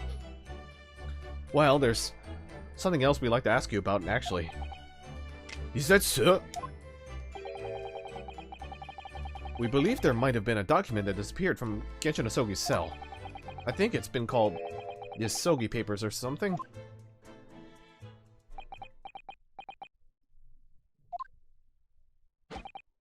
I don't know if I can do him his way. Did I not say? Gregson's death is not to do with things that might have happened at Buckley. Leave the past in the past, laddie.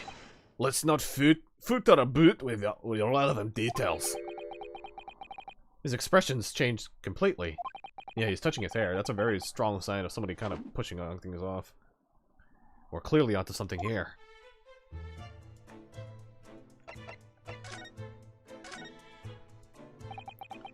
That murderer's botched execution and the whole miserable escape.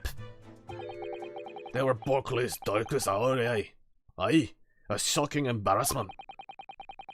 Because the convict had a collaborator on the prison staff, you mean? Aye, for shame. The coroner who confirmed the death of the man after his execution, Courtney South. So was her! And my chief warder at the time, Visual. He was in charge of the whole affair. But Mr. Vigil says he didn't know anything about it. The rascal would you not say, and otherwise, more handcuffs. Oh, how could I say no? You can never have too much iron in your diet. When Mr. Vigil was handed his dismissal notice as a result of what had happened, he was so despairing, he jumped out of your office window, didn't he? I didn't like to say, but that's just Vigil trying to get us out of it. Do you think he wouldn't I have turned from the shock of the crimes being exposed, I do. You wouldn't say otherwise, though, would you? Of course, I cannot shun all responsibility myself. Or shouldn't I? They shouldn't have laid on to save me. Actually, there's barely anybody with that keen, so it went on in the time now. With Gregson having been murdered and Dr. Sight be forbidden from having any visitors. No visitors? Someone obviously doesn't want her giving anything away. Strong heart. Well, we're not going home empty-handed. And I wouldn't have dreamed of sending you packing with that. Would not, Kimmer. Here, take a handcuff or two. Oh, well, it would be weird to say no. Wouldn't want to become anemic. I suppose if there's anybody who might still ken about what happened back then, it'd be that loss from the forensic division, Maria Gory. Maria Gory? Oh my god, we're getting led around the place, man. Hey! Si's daughter. She did not have no more just a one. But the wee brains followed her and followed in her mom's footsteps. You didn't ever see her without a scalpel in her hand. Oh, so that's who this was. Mama, what is this? Ugh, where did she spring from? And did you just call the doctor Mama? Oh god, I don't even know what I gave her voice anymore. Dr. Sight's daughter, Maria Gore. We could do with talking to her, I guess. So, she's Dr. Sight's daughter, but her surname is Gore? Aye, there's some family history, I'm sure, but I didn't ken the ins and outs of it. She grew up watching her man walking with the bodies of the folk who died in strange circumstances, and decided to do the same with her own life. Ah, can I understand it myself? Perhaps she was driven by a deep respect for her mother. Perhaps. Anywho, she was in charge of Gregson's autopsy, I believe. Right, and the coroner responsible for his incomplete report. Someone told me once that the wee lassie always loved her mom's stories about counting up bodies. There's even a rumour that she used to listen to the funeral march as a lullaby. How very morbid. Well, then perhaps her mother might have told her about the autopsy from taking the case 10 years ago now. Hey, I'd say there's a fighting chance at least. After all, that was a life-changing case for all of us. We really need to speak to Miss Gory herself about this, I think. Well, thank you very much. I'm not happy about any part of this. It took years for Londoners to finally forget the whole professor business. Can you not give up on this, laddie? Stop asking pointless questions. I'm sorry. I don't like dredging up these painful memories for everyone. Can you not just sit still, no? Leave me alone and then I come back here, eh? I'm sorry, I'm gonna break that promise immediately. How'd you come to clean about that? Oh god, fuck. How'd you come to clean about that, laddie? There's no many folk even here in the prison who would have heard of those papers. Well, I can't tell him Mr. Vigil told me. I'm afraid our sources must remain confidential, sir. Ooh, nice save. We've been led to believe that papers are actually a last will and testament. Is that right? The professor's, or rather, Genshin Asogi's.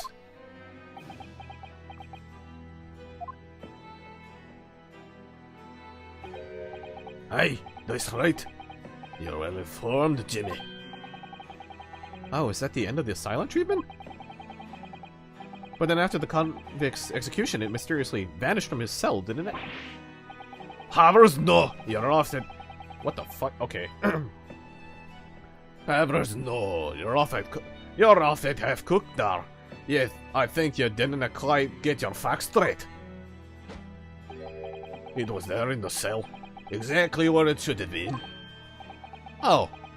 Not what we heard elsewhere. Oh. Let me just have a wee look around here. I'm sure I can find it. Aye, here you are. See? The last will and testament of Genshin Asogi. Written with a calligraphy brush. Of course I cannot read those Japanese squiggles. But I mind it says he leaves all his early possessions to his son back in his homeland. Yes, that's correct. That's the gist of it. So these are the Asogi papers? Hey, of course they are. Papers written by Asogi. Now I thought about it. There's no mystery here, laddie. That's your lot. After all the drama showed that sliced her of the execution. We sent the man's possessions back to his clan in Japan, and that was the end of it. I think we ought to make a record of this, Mr. Naruhodo. Just in case. I think it's the sword then. All those flashes were definitely Vigil misremembering things, maybe. One thing before you go on your way, Mr. Naruhodo. Oh. Yes? Those papers. Or not to do with Gregson's death. I preferred if you didn't make no mention of them outside this office. I wouldn't just prefer it. Consider it an order from the highest levels of our government. I understand. Whatever you say, sir. Well, so the only things we got added so far is this commemorative photo, which I'm looking at to inspect. Okay, maybe his badge and his badge has something to do for something later. Maybe. Okay. Last will and testament of Genshin Asogi. Okay. I, Genshin Asogi, hereby request that upon my death, any and all material possessions and wealth belonging to me in London be delivered to my son Cosmo Asogi in the Empire of Japan. It is with deep sadness that I accept my fate in this foreign land in the knowledge that I will never see my homeland or family again, but I regret nothing about my chosen path. That really does sound like the words of a man who's trying to just atone for doing something, and it sounds like he might actually really be just atoning for killing Clint, which I think is definitely, he's atoning for Clint's the killing of Clint, but he had a reason to do it, like, for sure. I think that is 100% what it is. Or something. It's either he did kill him, or he just knows what happened. But he said he had blood in his hand, so I think he did kill him. So, ugh.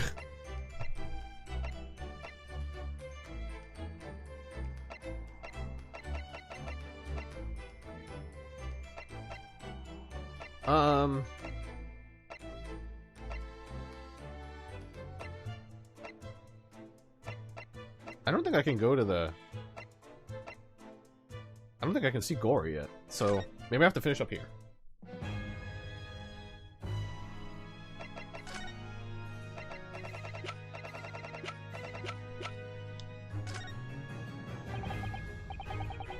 Kazuma, what do you make of this? There's only one place where defense lawyers and prosecutors should discuss evidence. The courtroom. So it seems you're still confused by the situation. That's what I make of it. Okay. So, nothing like that, but... No new dialogue options.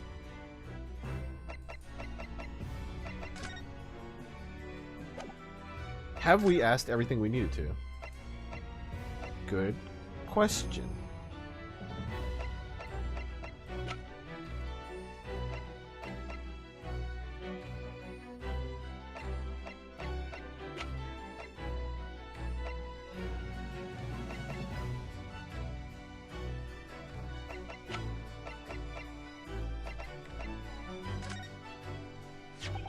Oh, okay. This came up in the trial, didn't it? Is something a little dubious, I mean. Oh yeah, we can use this so that he can bring up, to bring up, Gory. The fact that no time of death was recorded on Inspector Gregson's autopsy report. Yes, there were some unexpected turns in the courtroom earlier.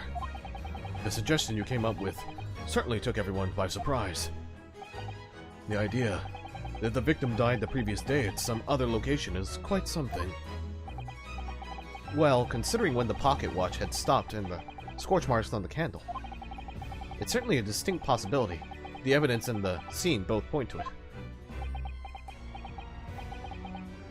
To be honest, it bothered me too. So I paid a visit to the autopsy room earlier. The coroner responsible wasn't there, but I got a name. It's Dr. Gore. Okay, so this is trigger. This is the trigger for us to maybe get there. Okay. If it wouldn't trouble you, Kazuma-sama, we'd very much like to speak with the coroner too. Of course. The last thing I want is for anything to be brushed under the carpet. Scotland Yard's autopsy laboratory is behind Lowgate Cemetery. Lowgate Cemetery? By Barclay Prison, you mean? Ah, you knew it. You know it, do you? The prison where my father was incarcerated and robbed of his life. Kazuma-sama. Well, thank you. We'll pay a visit to the laboratory later today. Oh, okay, so that's all I was actually supposed to be able to talk to him about. I just never presented it. Did not think of it. Strange. Of me, I didn't do that. Renosuke, I want to thank you. What for? For this. You safeguarded the soul of the Asogi clan. Well, it is a famous sword that's been in your family for generations. The only slight regret is that I never got the chance to draw it before I returned it to you. Karuma is said to have been forged by a master swordsmith during the Sengoku Warring States period. Or Sengoku States period. I come from a long lineage of warriors, many of whom were expert swordsmen. Well then, you're a chip off the old block, I'd say. This blade, Karuma, is a symbol of the Asogi clan's honor and might. Apparently, one of my father's apprentices even took the blade's name for a surname. Really? Karuma. It does sound formidable, that's for sure. Oh, this blade Karuma is a symbol of my Asogi clan's honor and might. Apparently one of my father's apprentices even took the blade's name for a surname. Oh, so this is the origin of the Karmas. The Von Karmas, I guess.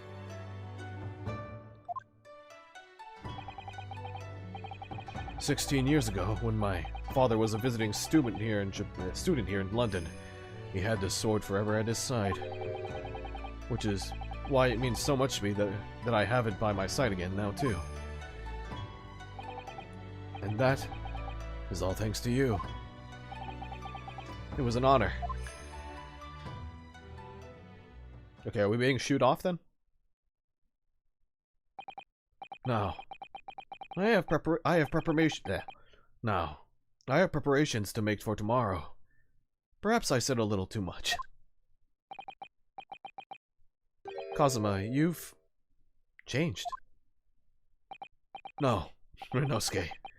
I haven't changed at all. It's you who's changed. He just looks so proud of us, you know? I can completely understand your resentment of Lord Van Zieks given what happened. But the fact is, those events in this case are, well, unrelated. Is that what you want to say? How can you be so sure? What do you mean? Never mind. That man is the Reaper, and it's for that reason that the Inspector was killed. I'm going to prove as much in court tomorrow, by whatever means necessary. I can't let you do that, Kazuma. I know you'll do what you have to as a lawyer. But I'm sure I don't need to tell you that I won't be taking any prisoners in the courtroom. I would expect nothing less. Until tomorrow, then. In the Old Bailey. Okay. Alright. Let's go talk to Dr. Gray.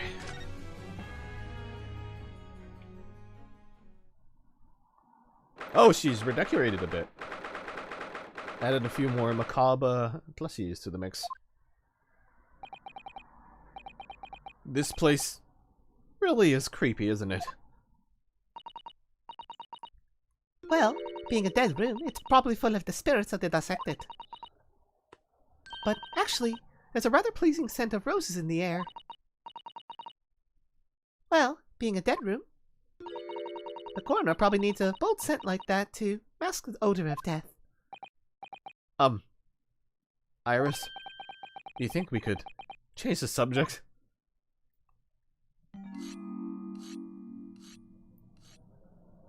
Oh. What? What was that?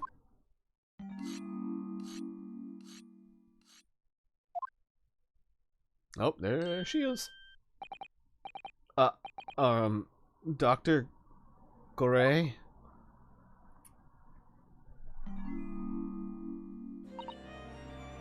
What? That noise before. I was sharpening my tools. I'd be dead meat if I didn't keep a perfectly keen edge on them. Right. When following the collagen fibers in the dermis, an expertly sharpened scalpel cuts like cheese. Would you like a demonstration? Oh, yes please, I'd love to see. Then, I think you'll do nicely. Huh? No, I wouldn't do nicely at all. I mean, maybe some other time.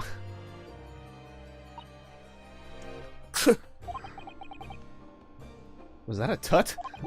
Well, we came here to ask questions, so... There she goes. Knifing away. Oh, dear God. Time of death. Wow, that's one sentence. Or one statement. We have actually met before. I'm a lawyer, if you remember.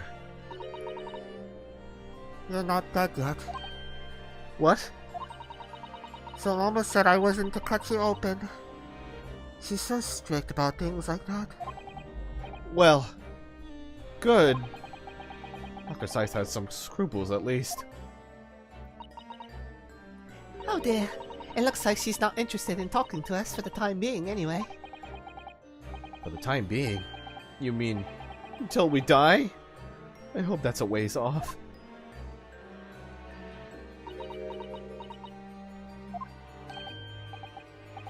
Sorry, but I wasn't planning on dying anytime soon.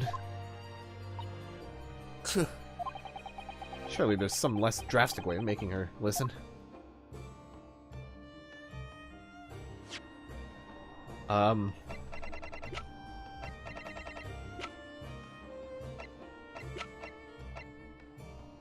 we show you a picture of the dead guy?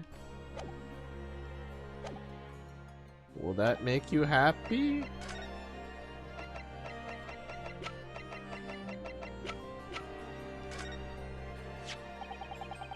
About this photograph, Dr. Gore. Who's that? Sorry? It's Inspector Gregson, of course, the victim of the case. Oh, I see. I don't remember the faces. Internal organs, muscle tissue, bullet trauma.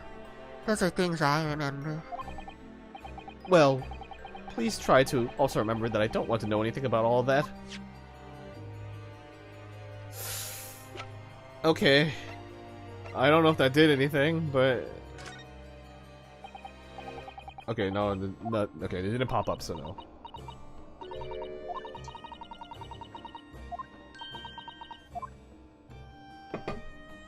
She has a point on that statement about being mad at us for that. Dr. Gore, we actually came here to ask you about this. He was very good. Good? Sorry. His skin didn't snag on my blade once, and very little mess. His joints dislocated easily, and his muscle tissue was a pleasure to work with.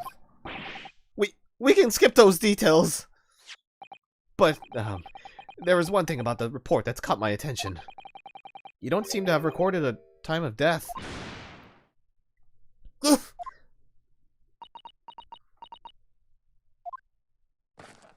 Oh.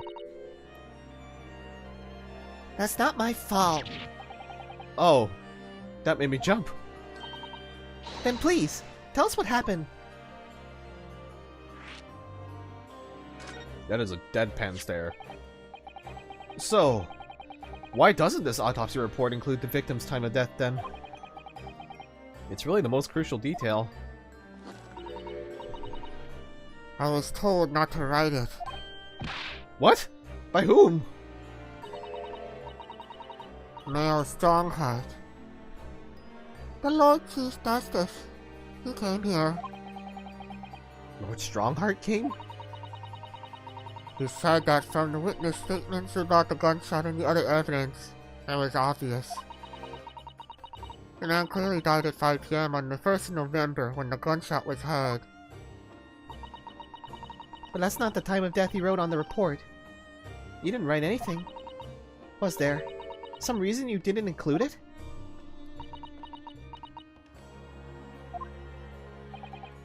Dr. Gore, if you're hiding something under Lord Strongheart's instructions, then sooner or later you're going to go the same way as your mother. Give it here then. Hmm?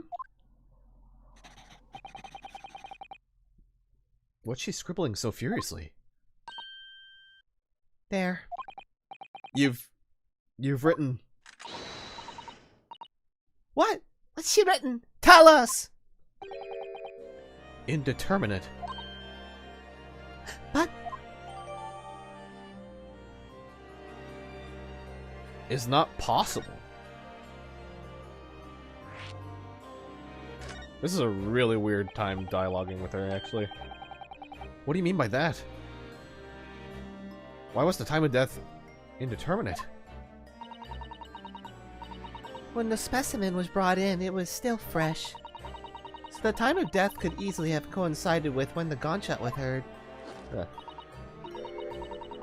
But there was one small discrepancy. What discrepancy? There is some fried fish in the pocket of the specimen's overcoat. And that fish had started to rot. What? If the victim liked fried fish, he presumably liked to eat it before it went off. Well, yes. What are you really trying to say? It's possible that someone tried to manipulate the apparent time of death. Manipulate the... Is that even possible to do? Theoretically, if you were to chill the body in ice, you could delay the onset of putrefaction. And if the overcoat wasn't on the body at the time, Then only the fish would have started to rot! with today's science, it's not yet possible to determine if the body was chilled or not. But today's science is advanced enough to let you freeze a corpse, it seems. But surely, to chill a corpse like that would require an enormous electrical refrigerator. And I don't imagine many households in London are equipped with such a device. No, definitely not. But maybe in a factory, or some other special places. I don't recall seeing any factories or such like on Fresno Street, though. I wonder, if the inspector's body had been chilled somehow, what might have the actual time of death been? I couldn't say for sure. But at the most, it might have been a day earlier. No! In other words, it would corroborate your previous deduction, Mr. Naruhodo. That Inspector Gregson was killed a day before his body was discovered, and at a different location. Did you inform Lord Strongheart of this possibility? He simply said there were no electrical refrigerators of that size in the vicinity. I mean, there's the outside, so... Oh, yes. One other thing. It's something the governor of Barclay Prison told us. He said that your mother, Dr. Scythe, was responsible for confirming the death of the professor after his execution. The professor? Apparently you always enjoyed listening to your mother's stories about her work, so... We were wondering if you might know something about what happened 10 years ago. That's not all Mama did. Sorry? My mama carried out the autopsy of Clint Van Zeeks as well. Oh, she's so excited. What? Really? The brother of Lord Van Zeeks? The professor's final victim. The idea of carrying out an autopsy on a member of the aristocracy was completely unthinkable back then. But the detective in charge of the investigation insisted, and it was miraculously authorized. That detective being Inspector Gregson, of course. Quite an accomplishment for one man. That autopsy provided the vital clue needed to arrest the killer. And Mama was there for that historic event. What does all this mean? You know, that amazing autopsy happened right here in this very room. The professor, and Clint Van Zeeks. They both spent their final moments before their burial on that dissection table there. So this lab, Mama's lab, was instrumental in some of the country's most important events. She really is proud of her mother. I wondered if you'd tell us more about about exactly what happened back then, Dr. Gore.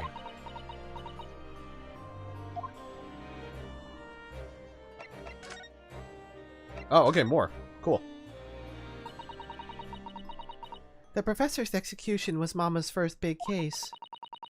She had to be in attendance at Barclay Prison's execution chamber. And signed a certificate to confirm the convict's death. Mama is the best coroner in the world, you know. I was so proud of her. But the execution didn't actually take place. No, and worse still, Mama actually helped with the jailbreak. I didn't want to know. Oh dear, you found out recently, you mean? I believed in her, in Mama, but now I wonder if I'm starting on the same path as her. You mean, because you omitted the time of death on this autopsy report? But that's because Lord Strongheart forbade you from including it. Just like Mama. I'm sure she was coerced by somebody too.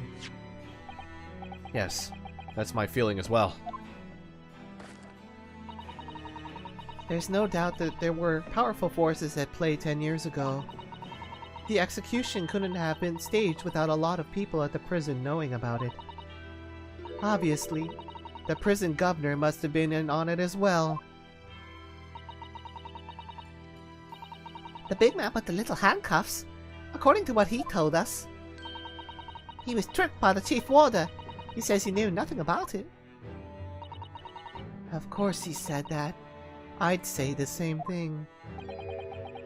Just who was behind that jailbreak all those years ago? Strongheart. Please be. It's gotta be Strongheart or somebody. You mentioned the autopsy of Clint Van Zeeks. It was at a time when carrying out autopsies of murder victims was very unusual. It's still not a practice that's observed in our country even now. It turned out that he was the professor's final victim, and when the autopsy was performed, Mama was present, although only as the secondary assistant. The person leading the procedure was called Dr. John H. What? That's right, Ma Daddy. And there was one other person present, the primary assistant. He was a visiting student from the Far East. Which one, though? Wait, a visiting student? It must have been my father, Eugene Mikatoba. I mean, there were 3 students, Genshin, Mikatoba, and Eugene. I had no idea Professor Mikatoba had been involved in something so important. Or not you, yeah, Jigyoku. Yeah. They were both students, technically. So like, well, I mean, Mikatoba is actually a doctor too, so like, But the outcome of that historic autopsy was the discovery of a vital piece of evidence that led to the capture of the professor. So that's how they came to identify Genshin Asogi as the infamous mass murderer. Oh, so they determined that from the autopsy that maybe he died from a blade wound, and then they were like, well, it's only a katana because that's literally the only thing, and just the only katana in this entire country, and Genshin Asogi had it. So I think my hunch of him killing Clint, whatever, of him killing Van Zeek's brother, he had to kill him for some reason, and because of that, they got to identify him as the murderer through the autopsy. And then he was just like, yeah, I killed a noble man. I'm sorry. I'm just gonna go take it. And then he just was like, yeah, I guess I'll assume all the professor killings. Wait, but if he's assuming if he's gonna take the professor killings under his own mantle, maybe he's taking it. Wait, is Van Zeek's brother the professor? Like, there's no way Barrack would ever believe that his brother would do a thing, but like, you know, there's the brother affirmation thing, and then like, I mean, well, he also believes that his father wouldn't do anything, but like, we even have a character witness in Vigil saying that he was talking to him in prison, going, like, he was just so nice, like, what the fuck, kind of thing, you know? And it's just like, and we don't know anything about Kint's behavior before he died. Wait, did we learn anything about his brother, like, getting disillusioned with the law or something? Was that, am I remembering something different?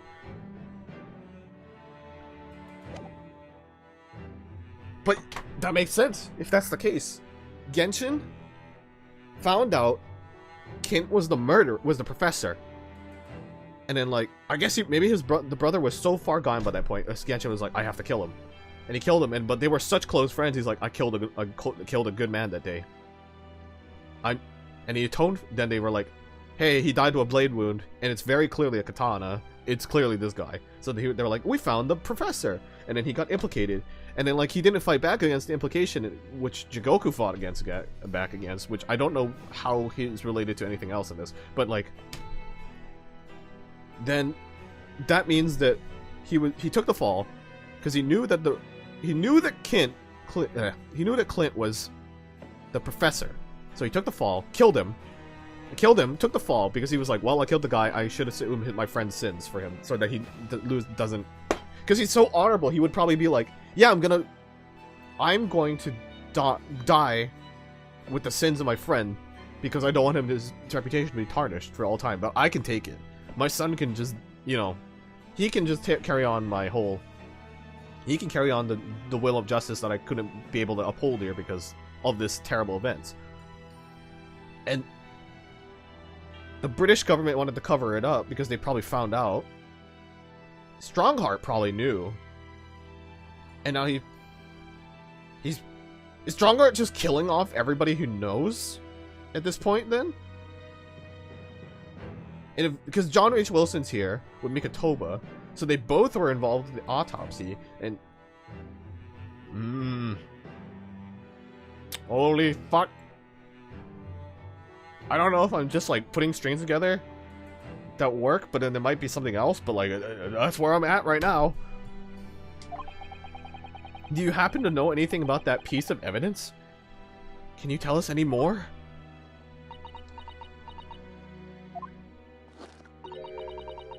Would you like to see the records for yourself? What? Wait, would that be alright? What's the point of keeping records if people can't look at them? They're filed under V and at the back of those cupboards with the other records from the last decade. Thank you! V? Oh, for Van Zieks, of course. Let's see, Van Zieks. That's strange. What, Mr. Naruhodo? They aren't here. There's nothing under Van Zieks. There must be. Perhaps somebody took them away. No. No one's allowed to take documents related to the professor case out of this room. But you're right. They're gone. Oh, even she's surprised. Well, when was the last time somebody looked at them? Do you remember? It was... Oh yes, I remember now. It was 2 years ago. A consulting detective came one day saying that he'd like to see the records. No. You don't mean... Herlock Sholmes was his name. Deep down I knew that was coming. Yeah, same, Renosuke. Same. Very much same. Holy fuck. Do you think he stole the records? Oh no, surely not. Iris, that can't be right. Can it?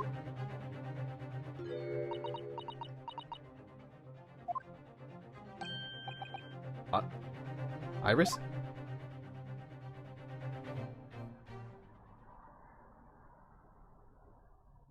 What the fuck? No. Runo. I hope you don't mind, but... What is it, Iris? I just remembered something very important I have to do. Oh, she's putting up a great face. Or maybe not? Oh, maybe she came up with something. I'm going to have to leave you now. Oh, this is very sudden, Iris. Well, we'll come with you then. Oh no, there's no need. You and Runa can take your time here. Bye for now then. Good luck. Okay, last time she did this, like, I thought she was depressed, but she actually went off to do something. So, like, Wait a minute, little girl. Me? I remember now. You've been here before, haven't you? Huh? Have you, Iris? Yes, 2 years ago. When that detective came. You were with him, weren't you? You were a living specimen then, too. That's the way it usually works, yes. Was I? I really don't remember. Anyway, sorry, but I must dash. Wait, Iris! I'll brew up a pot for you when you get home. What's the matter with her? She's been behaving really strangely all of a sudden.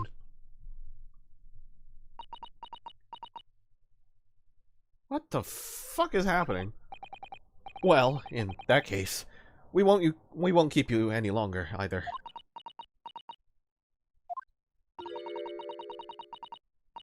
It's been quite a while since I've had any visitors. This was really fun. Oh, she's cute, but also kind of creepy. But very cute, but also very creepy. I actually really like her design, but she's also very creepy. But next time you come, I'd prefer it if you were ready for dissection. I can't make any promises, sorry.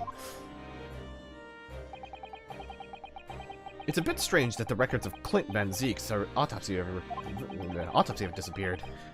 But I think we've asked all we came to ask now.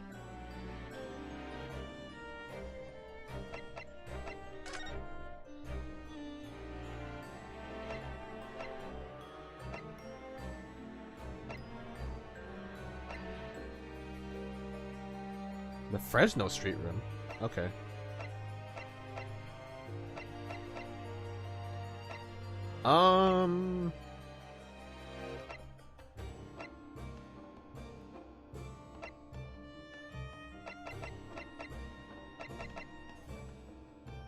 We haven't finished talking with Clint, I think.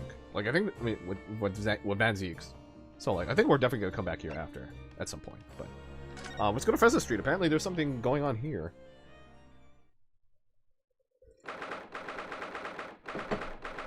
Other than the investigation, I guess.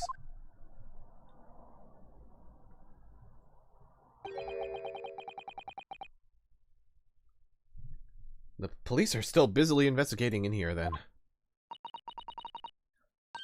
But Gina's nowhere to be seen. Where is she? Yes, it has been blissfully quiet, hasn't it? Perhaps she's out investigating on her own, practicing what her boss taught her. Well, I suspect she'll be back before too long. Shall we wait? Actually... there's something different about this room since the last time we were here. Isn't there? We could always use the time to investigate more thoroughly. Well, there's a box.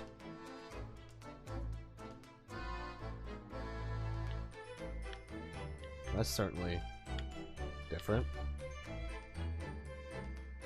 Was this always lit? Oh, it's talking about the photograph, though. The photograph of Miss Vigil. Realizing the identity of this lady was a very great clue to exposing Mr. Gossip's true identity. He obviously loves his wife very dearly. Which is why he felt he couldn't tell her the truth. The transformation was incredible, wasn't it? Just from that big twisted lip.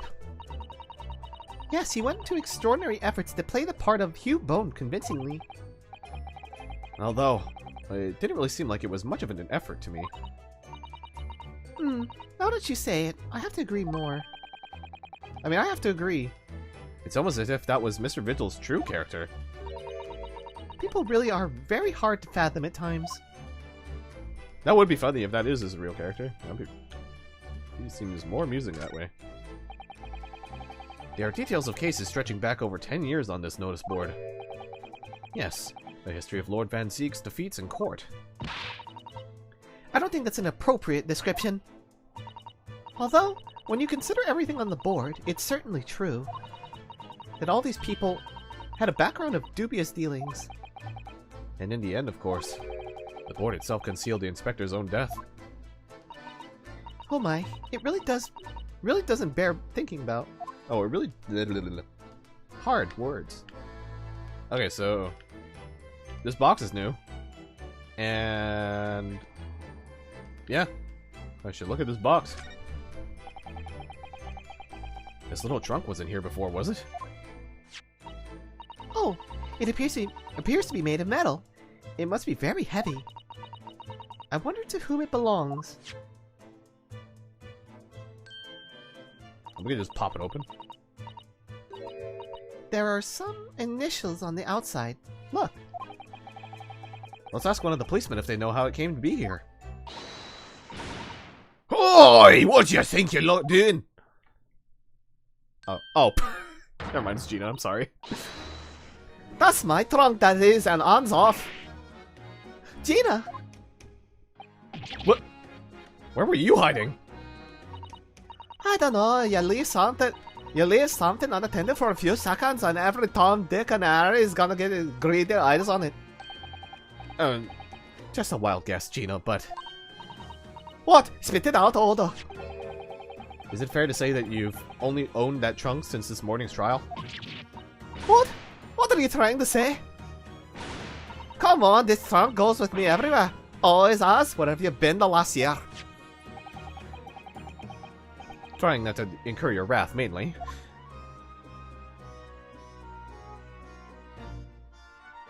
Oh. I guess that was the trigger to get her to talk. Or to get her to show up. Anything else?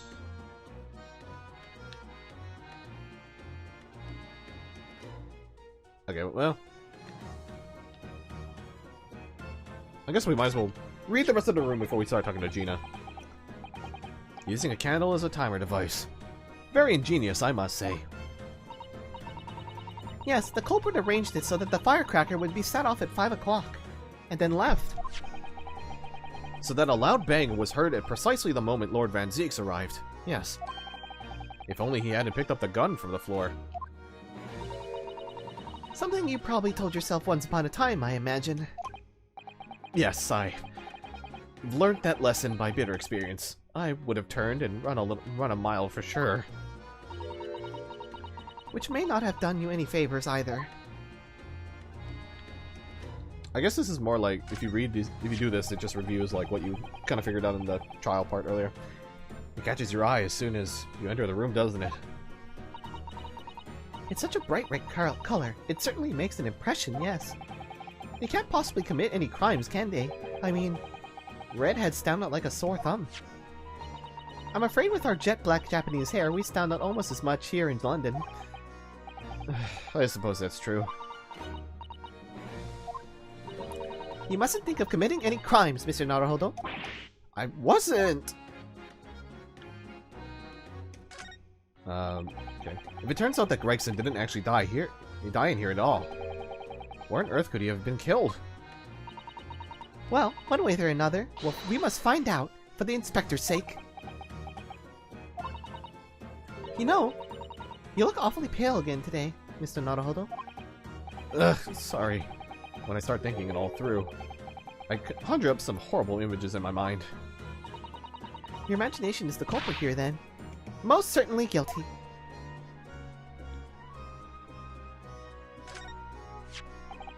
This revolver. Just, who does it belong to? Well, we know it's of the type issued to members of the police force and judiciary. But Gregson's own gun was found on his person. And of course Lord Van Zieks has admitted to losing the firearm with which he was issued. Such absent-mindedness. Not dissimilar to you, Mr. Naruhodo. I'm starting to think the cold, hard prosecutor and I could become friends after all. Then I wish you every success. Oh, that's sweet. That's really funny, though. And we know this is the turnkey for his pocket watch. I never have imagined that this little figurine would turn out to be a watch-finding key. I suppose it's a policeman because the pocket watch was a gift from Scotland Yard. It seems there was much more into Inspector Gregson than we ever realized. He was clearly a brilliant man. It's the fish and chips that threw us off. I feel as though it ruined his image. I really don't think we should blame one of Britain's staple cuisines. But think about it. Imagine if it was Mr. Sholmes. How would you feel if instead of that old briar pipe that's always in his hand, Mr. Sholmes had a bag of chips? Rather disappointed, if I'm honest. Exactly. Okay, I guess that was just a lot of fun dialogue since it's around. And we already confirmed what they were. You should hear them before... You should hear them talking at the yard now. They should be ashamed of themselves. They're saying that it was the boss who killed all them bludgers. You mean the whole Reaper thing? Yeah. Apparently the boss was investigating stuff that no one else at the yard knew nothing about. Stuff to do with all them criminals what go off scot-free. Yes, the ones prosecuted by Lord Van Zieks who used bribery and corruption to evade conviction. Oh, then obviously it was that bloomin' Reaper giving the orders, wasn't it? But why would people be suspecting Inspector Gregson of being involved in the killings? There was a notebook in his office. Oh. Oh no. This doesn't sound good. It had details about all the crimes that had been pegged as the Reaper's work. What? No! Did you see it, Gina? Did you see that notebook? They wouldn't flame and let me, cause I'm just an apprentice apparently. But it was me who found it, and it was my boss. That's right. I was pretty miffed about it, so I sneaked a peek at what it said anyway. Oh. That's our Gina. So, you managed to see what was written in Gregson's secret notebook anyway, did you? Well, I said it's my right to read what he wrote. And what had he written, Gina? Date, times, places, names, and all long list of them. All details about the bludger supposed to have been done in by the Reaper. But there could be an explanation for that. Perhaps it was a record of the inspector's investigations into the Reaper's activities. Exactly! That's what I said. That's the first thing you'd think, right? As it happens, it was full of names I recognized anyway. Well, the Reaper's targets were almost exclusively known as leaders of London's criminal underworld. Well, yeah, but there was one name right at the end that was a bit odd. At the end of the list, you mean? I'm pretty sure the date against it was 31st of October. Oh, the day before the inspector was found dead. So, what was the odd name? It weren't like a name I've ever seen before. It was something like, I wonder if it's a Sashin. Nah, it's no good. I can't remember it. I don't think it was an English name, put it that way. Oh dear. What a pity. There was something else too. I don't know if it matters, but the name kept coming up over and over. Shane it was. Don't suppose it means anything, but... She's really coming around this, case. Did you say Sheen? Hey? What? Does it mean something? Lord Van Zieks knew the name too.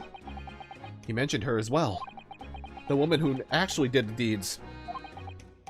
And now we find out her name appeared in Gregson's secret notebook.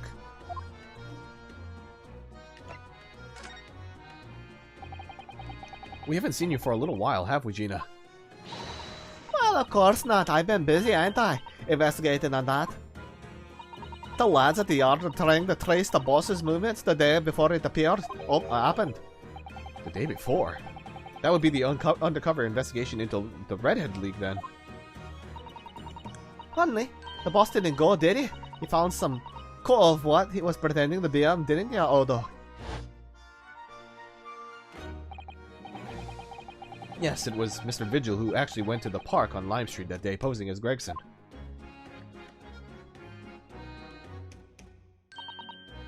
Well, anyway, you ain't the only one who turning stuff up. I've got me own ways of getting results. Doggo. You cute. When me and my partner here get together, there's nothing we can't track down. Oh, little Toby. He's such a faithful friend. So, have you tracked anything down then? What you think, eh? Course I have. Can't you tell? Police business, isn't it? Anyway, the point is, if you lot ever need any help, you know who to turn to, right? Me and the Ellen here. Right. Because he looks so... oh, so hellish honest.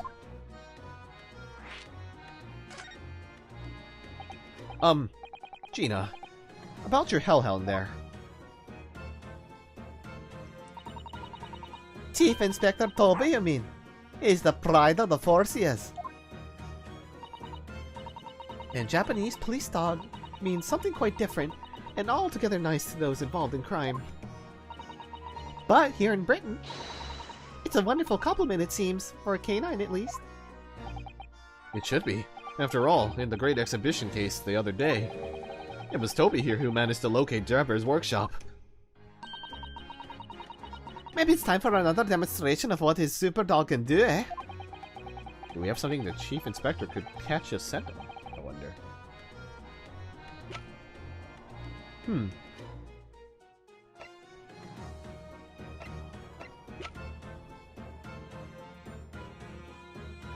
Something we could get the scent from.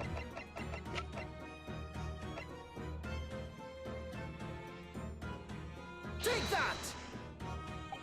Well, Chief Inspector Toby, if you wouldn't mind having a sniff of this.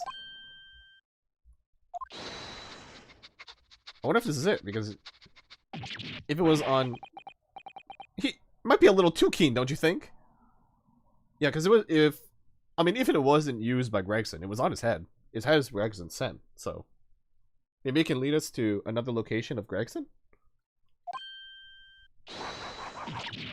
Oh. Arg!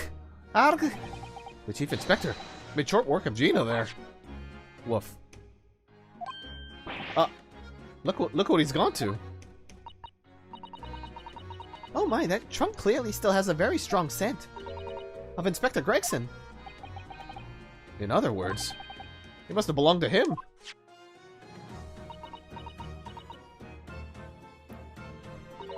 Alright, it's a fair cop, I suppose. And you nearly got away with it too. You always talk so proudly of Chief Inspector Toby's nose and what it can achieve. Did it not cross your mind that he might identify something that was right next to us? Yeah, that was a bit of a bloomer, weren't it?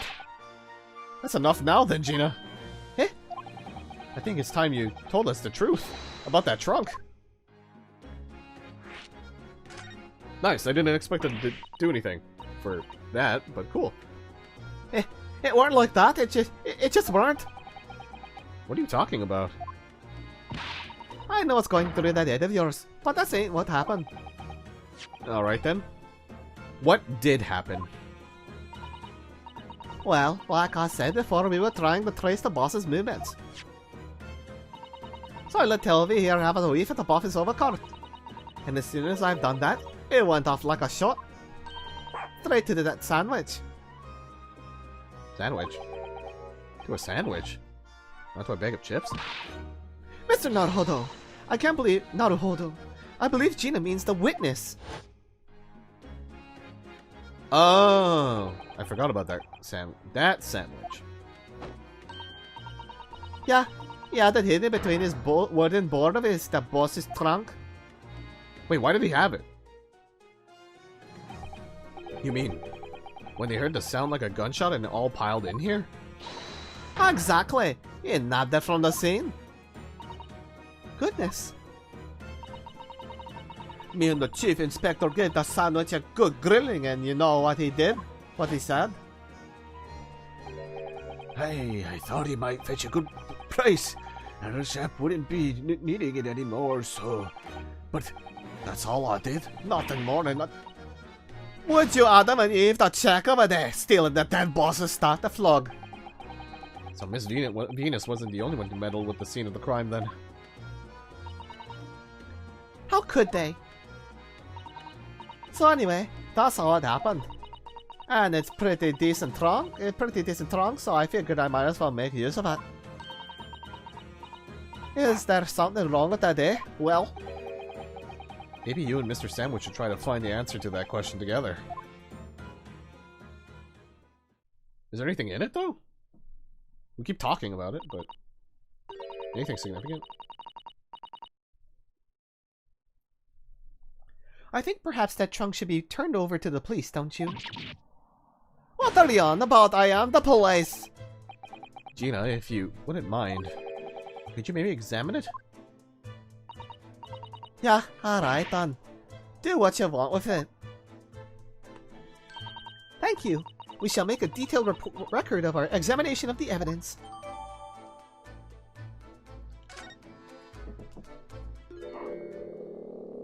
Oh, Toby. What's the matter with Toby? Why is he acting so aggressively towards me all of a sudden? Mr. Naruhodo, be careful. It must be the trunk.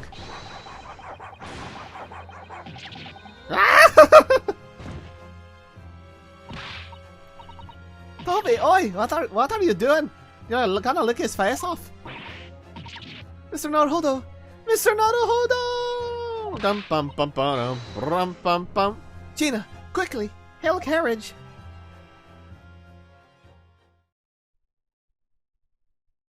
What happened? Did I die?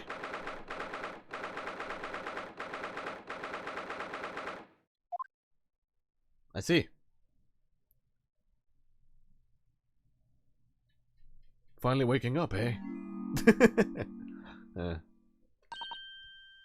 Oh, Mr. Naruhodo, are you alright? Miss Susato. Ah, conscious again at last. A blessed relief, my dear fellow. After all, to drop dead after a moderate licking by a small terrier, most unseemly. Oh, there he goes. What is or isn't seemly is irrelevant here, Mr. Sholmes.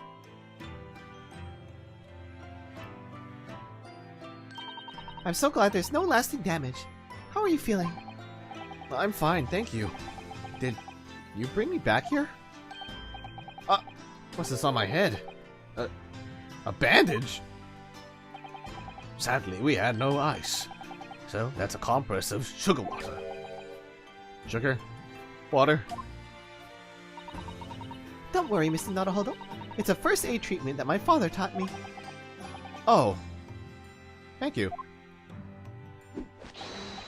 So, let us take tea when you're feeling up to it. But of course, no sugar in the patient's cup. Ugh, the bump on my head is throbbing sweetly enough, don't worry. Whenever you feel ready, then. What to do? Are you alright, Mr. Naruhodo? It's rather unusual to find yourselves here in the middle of our investigations. It's just occurred to me that I might have forgotten something when we left this morning. Please don't worry. As long as you continue to investigate thoroughly, we won't go far along. Oh, yes, of course. I must get to work as fast as possible. Oh, okay. I think I'm supposed to talk to you. Thank you for your concern, Mr. Sholmes. My dear fellow, think nothing of it. I must say I was quite startled when I heard that you'd been attacked by a dog. For a moment I feared that the infamous murderer of so many had come back from the dead. You mean the professor? Oh yeah, he used a dog to kill her. Oh yeah. Fortunately, I see your prized throat is unscathed. That stiff, turned-up collar of yours obviously afforded some welcome protection. Was I that close to death? All I really remember is the dog licking my face over and over and over again. Well, if you wish to avoid such troubles in the future, a little mustard spread on the cheeks should do the trick. I should think that would balance the sweetness of your bandage rather splendidly. Okay. Anything else here? Shall we take tea then? Whenever you serve me tea, it always takes me back to Japan. I know you're not particularly fond of bitter taste, are you? So I do always try to pick out less bitter matcha for you. She does often serve up an unusually mellow blend, it's true. But the anticipation of the taste in my mouth makes me bitterly worried anyway.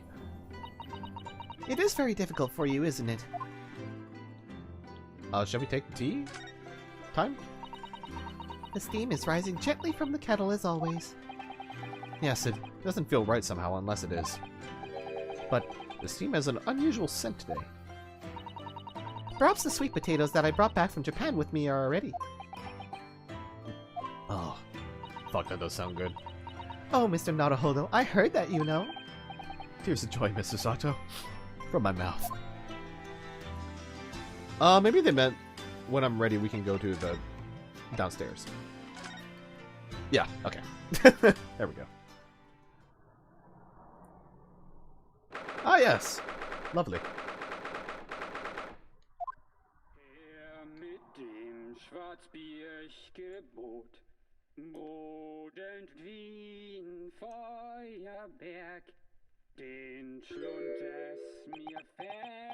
I thought someone was like talking outside, but that is in here. That is in game. Holy. What on earth is going on in here? Am I having a bad dream? Ah, no. It's an old German folk song. Rather a fine rendition, I think. That's the least of my concerns. Also, Mikotoba's on the couch with the mask for some reason. Iris? Iris, what's the matter? Oh, I think she found out about Wilson. Who's that sprawling, that relaxed gentleman over there?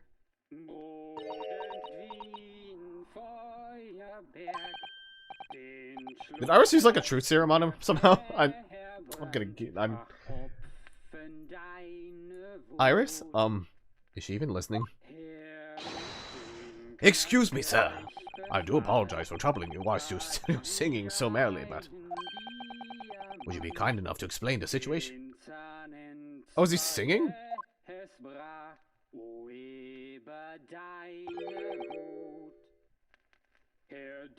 No, okay. Well, that worked. A crooning gentleman and a mute young girl. A rather tantalizing juxtaposition. And one that appears to have incited the gods of deduction within me to find their voices too. Oh, we're doing a deduction finally. I was wondering when this was going to happen. Ah, Mr. Sholmes, do you mean? The strains of reasoning within me are playing now as a delightful duet. One melody sings of a reunion full of nostalgia, whilst the other is a morose theme about the great secret you're trying to so desperately to conceal, Iris. She's turned as white as a sheet. So as usual, you've instantly seen to the very heart of the matter. And by the time my own brief performance is over, I feel sure this gentleman's song will reach its finale. Oh, is he actually singing? Is that what it's implied to be? Because it sounds so radio-like. Or, you know, like record player.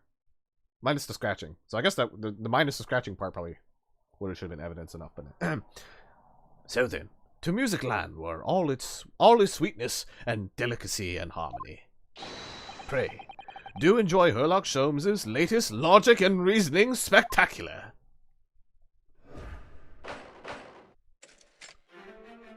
Alright, so let's see what he's got cooking.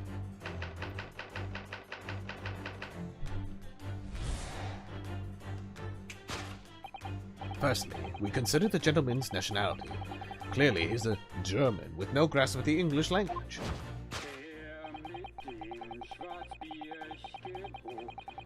Bodend wie ein Feuerwerk, den Schlund es mir verbrannt. Ach, Opfen deine Wut.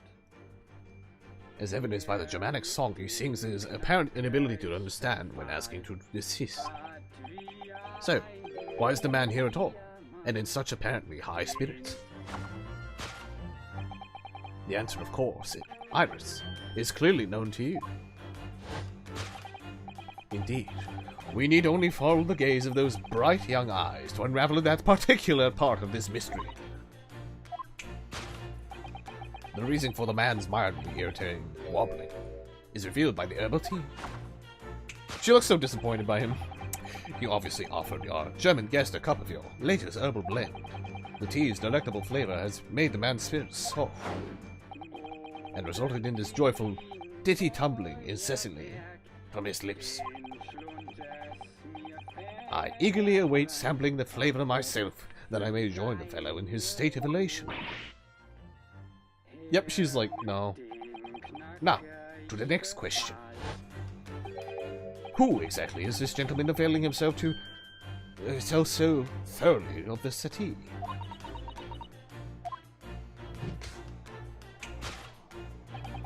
As it happens, a number of years ago now, a certain gentleman of German origin engaged my services in solving a particularly delicate case.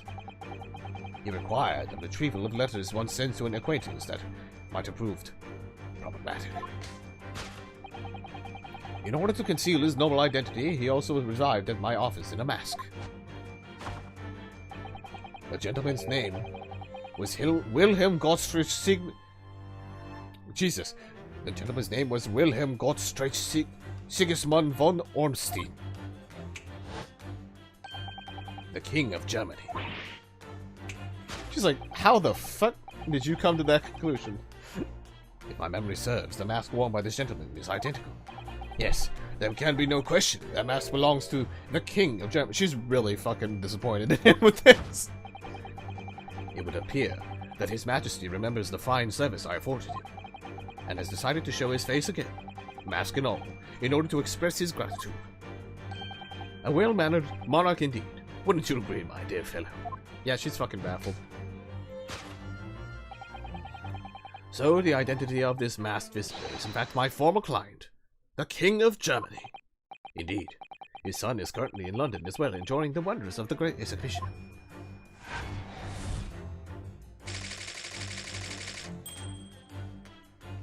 And that was all for one thing? Alright, so these ones are gonna be pretty long too. Alright. Oh, unless it's just these two topics. Which leaves us with one remaining imponderable... Okay, yeah, it's just the two. That's why it's so long. Okay. Which leaves us with one remaining imponderable... Yes, you, young Iris. But your apparently inexplicable silence is unable to hide the truth. Yes, the reason for your muteness is concealed inside that knapsack. A £5 note, I believe. I must say, as your compatriot, I am deeply saddened. It would appear that you've allowed yourself to be bribed into silence by His Royal Highness, earning yourself some spending money in exchange for keeping quiet about the King's secret. She's like, what the fuck are you on now? And now, the final piece of the puzzle. What is this secret you strive to hide with your silence, Iris? Ah, yes. We need only follow that brief, involuntary twitch of your eyes to find the answer.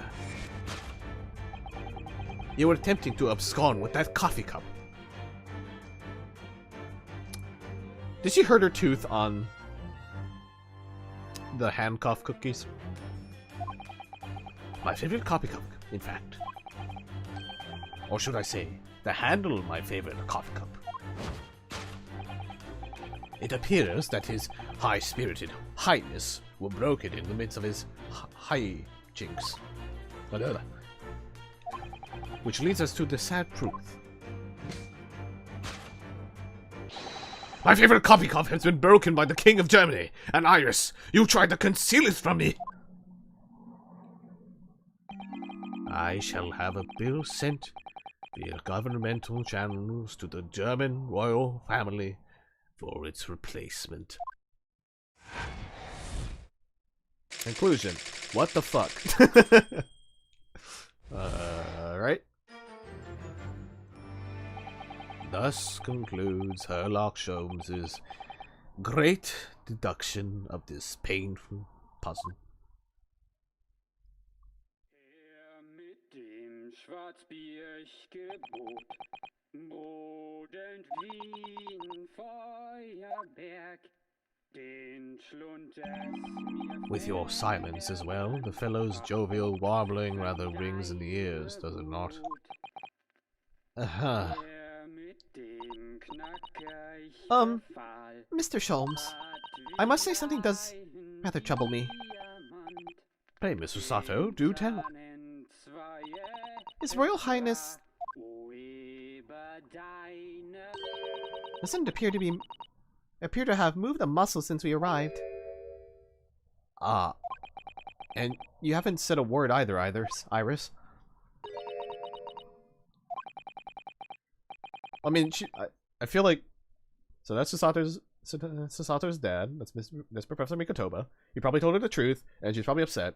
But the thing on the table also looks like she might have chipped her tooth or something on handcuff biscuits, or that actually is a teacup handle. Oh no, she dropped it in surprise, because it's broken on the floor. Okay. And Mr. Sholmes says it, alright, you might as well own up to it now. Yeah, we didn't think so. Your reasoning isn't entirely without substance, I must admit. And one other thing, Mr. Sholmes. Yet another grievance, Mr. Naruhodo. Surely not. Well, I actually read the story of that case recently, the one you were just describing. And according to that, at least, it wasn't the King of Germany. It was the King of Bohemia. Oh, even the singing has stopped. Goodness. Was it? Yes, that's quite true, Master Gotz, the prince, testified to that in court. In his words, I have come to see the great exhibition all the way from my home of Bohemia. I almost forgot that was last case. Like, completely. It's just been... It feels like it's been so long. I would ask you to keep that minor error to yourselves. It could easily become quite a scandal. I believe, Mr. Naruhodo, that it's our turn now to make some corrections to a number of minor errors that may have slipped in. Yes, even Mr. Sholmes is willing to admit he might be slightly wide of the mark this time. Although it's clear that Iris is definitely hiding something. We need to find out the truth behind this mysterious scene. But one truth is incontrovertible. My favorite coffee cup is no more. So, shall we embark again? On a joint presentation of Herlock Sholmes' logic and reasoning spectacular. Alright, course correction time.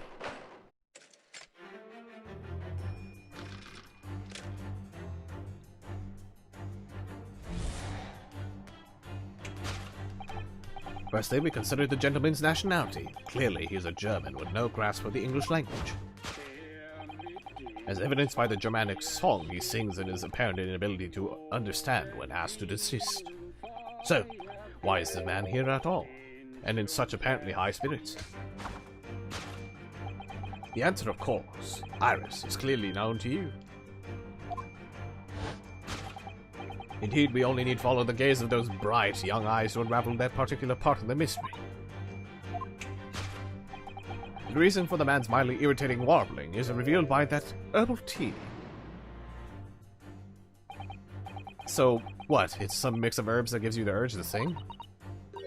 Goodness, I should like to try some. And I'd like to hear your singing, but this man... Just how long does he intend to keep us up with that tune? Keep up with that tune, do you suppose? As I said, he's been stock still the entire time, and if you look closely, his lips aren't moving either. Yeah, that's what I... Okay, cool. I was confused if it was like an animation thing. So I'm not sure what exactly actually is responsible for that spirited singing. But I suspect the answer lies at the end of Iris's gaze.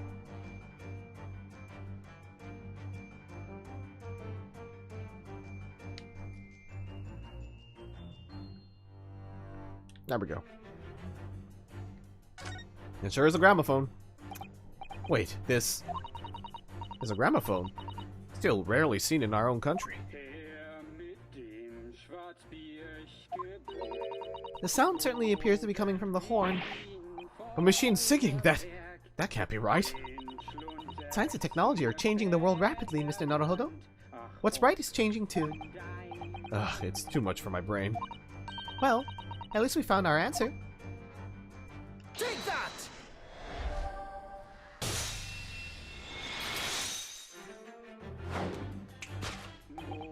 The reason for the man's mildly irritating warbling is revealed by the gramophone. Indeed, for no well-bred gentleman would break into an obscure folk song when making a social call. In other words, this gentleman isn't singing at all. In fact, it would appear that the fellow is unconscious.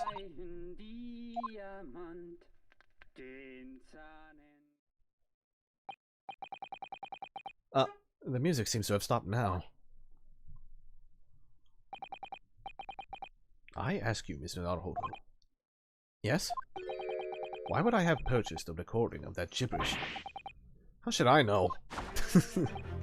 Well, never mind. On with the deduction. Who exactly is this gentleman availing himself so thoroughly of the settee?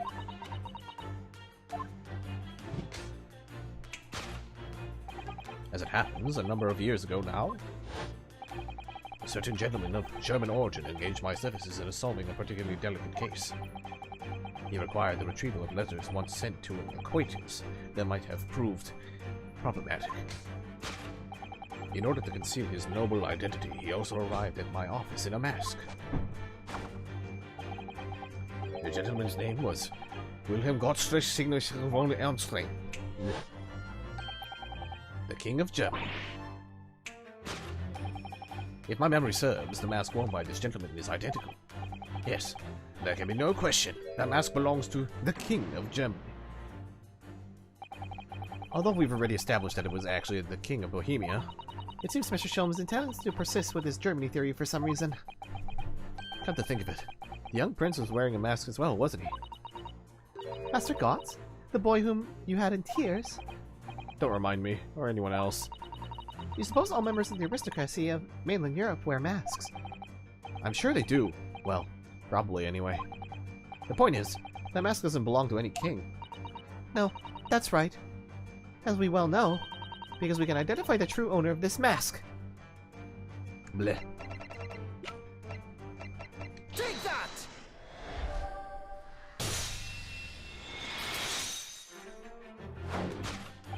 Yes, there can be no question. That mask belongs to Cosma Asogi. In other words, my memory is sublimely, sublimely unreliable. God damn it. Only you could try to make that sound positive. Cosma's mask has been languishing on this metal chest for several days. Though that doesn't explain why the gentleman is wearing it now. But it is now a simple matter to determine our guest's true identity. After all, the gentleman is unconscious. We need only excuse ourselves in advance, gently lift the mask and peer beneath it.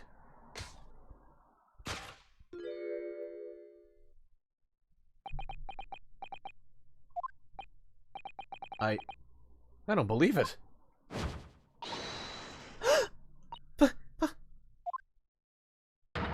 Father? I'm afraid, Mr. Sato, you must be mistaken. No, I think not, Mr. Sholmes. Then it would appear our logic and reasoning has once again revealed the truth. This mysterious visitor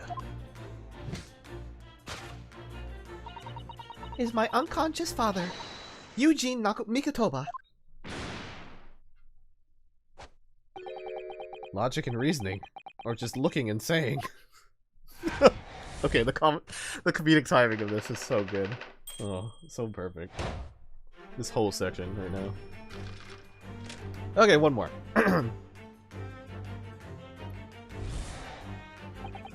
which leaves us with one remaining imponderable. Yes, you, young Iris. But your apparently inexplicable silence. is unable to hide the truth.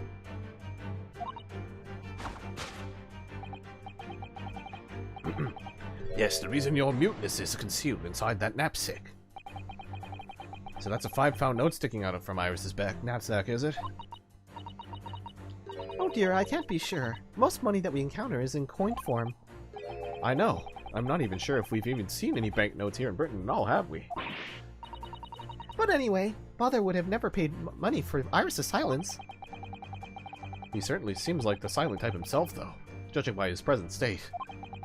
There must be some other reason for Iris' silence, I suppose. But perhaps what Iris is trying so hard not to give away with her eyes is something entirely different.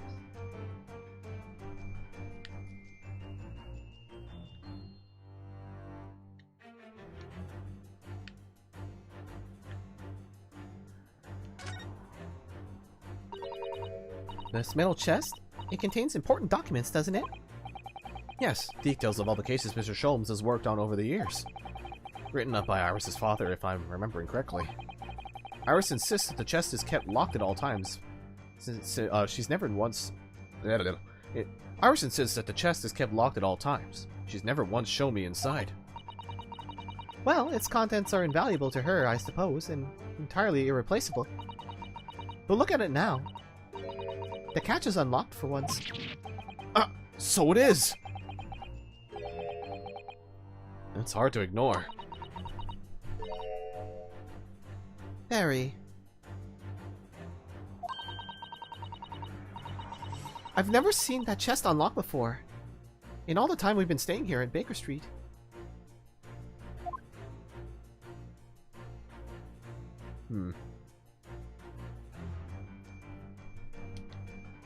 Take that!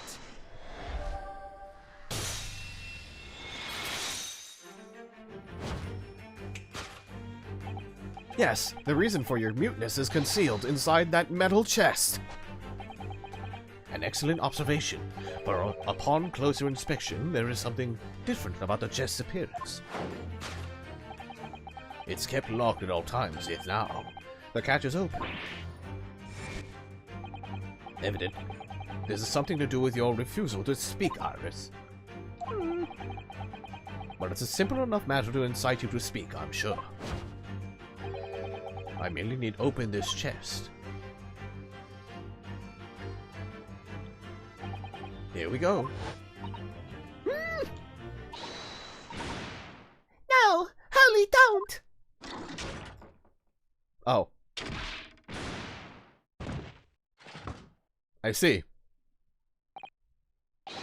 Mr. Sholmes! Mr. Sholmes! Holy!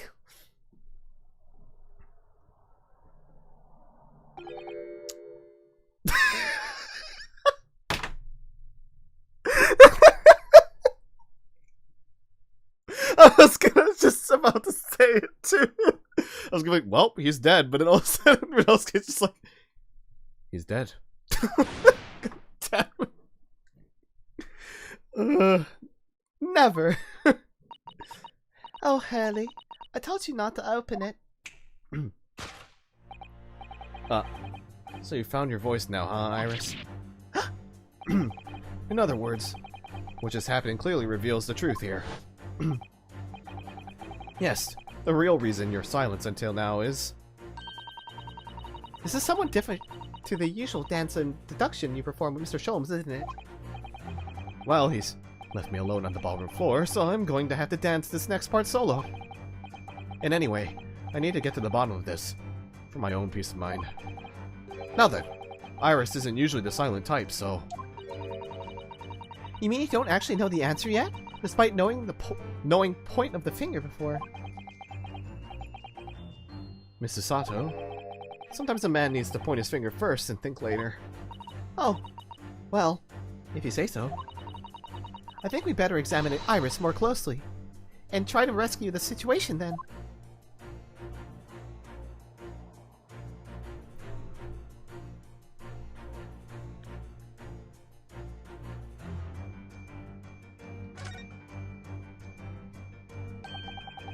That's a key she's holding. Look! I'm sure that wasn't in her hands before, was it? No, you're quite right. It's appeared as if by magic. That's strange. A big, old iron key. Where did it materialize from? Take that!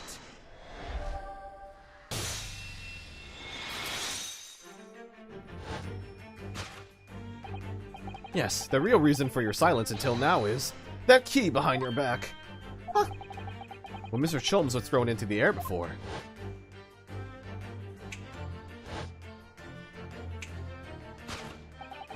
Just before you called out to try stop him, you slipped something out of your mouth. I didn't even notice that, actually. That something is the key now in your hands. No doubt the key to the chest. Yes, so... You're so clever, Runo. So now it becomes clear. Thanks to Mr. Jom's graphic demonstration, we can well imagine what happened here. But...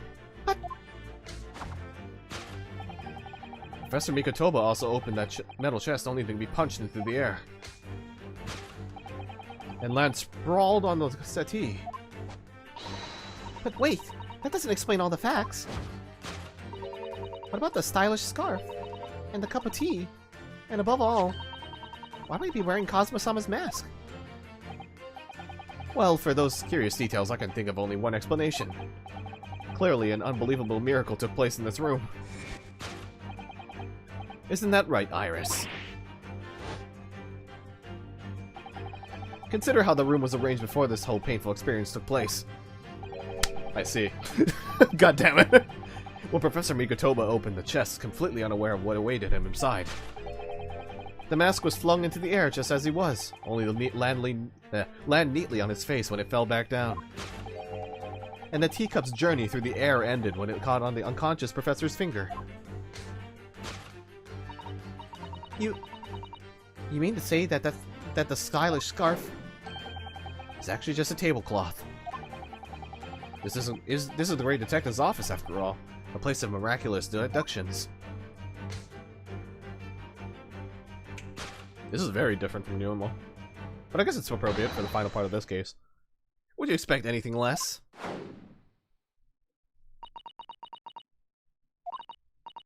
Yes, you're right. It happened exactly as he said. Brilliant, Runo. Thus concludes Ryunosuke Naruhodo's great deduction of this punchy puzzle. People are dead.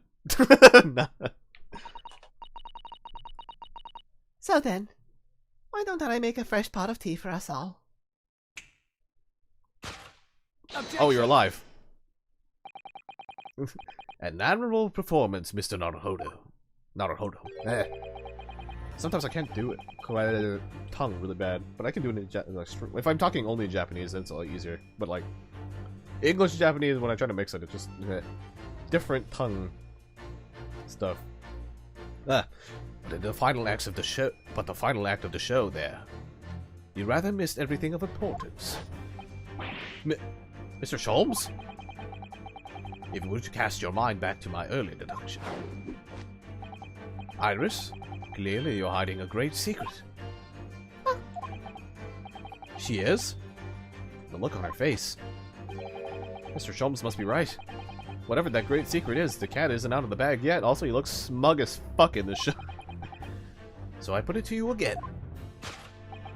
You were attempting to abscond with that coffee cup.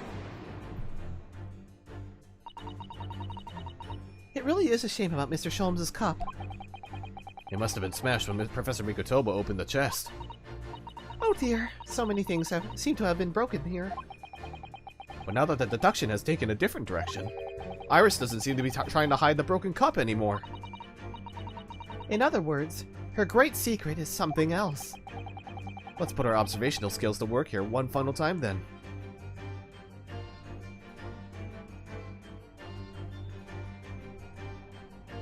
Ah, interesting.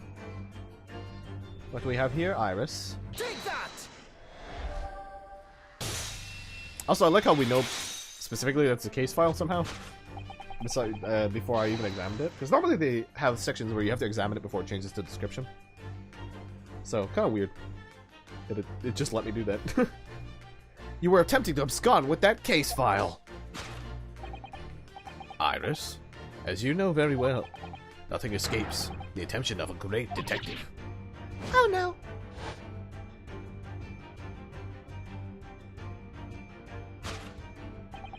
We visited Scotland Yard's autopsy laboratory earlier today. And Dr. Goray informed us that the autopsy report of Clint Van Zeeks had gone missing. Also, that was a really creepy head turn, but I mean, it works for her character. Clint Van Zeeks? Yes, I do seem to recall that some years ago I asked to see the report in question. You were with me, weren't you, Iris? Oh, so that's what she ran back for. And then I guess Mikitoba was at the office, and then like she was trying to open the trunk, but then the punching bag went off.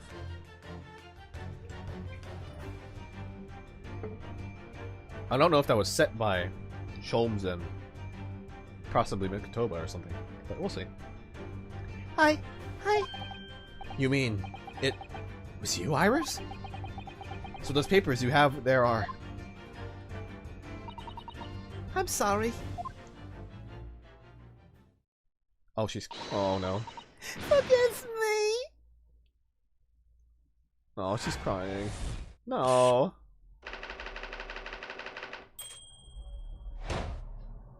Oh, not Iris.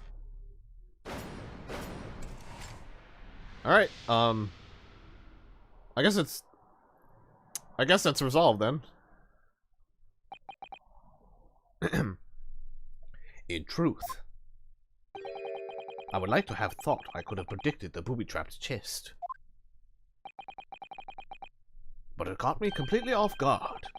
I was very nearly the late consulting detective Herlock Sholmes. Oh, I'm sorry, Hurley. So you mean this autopsy report really is... Yes, I took it from the lab, even though I knew it was very important. Was there something in it that troubled you, Iris?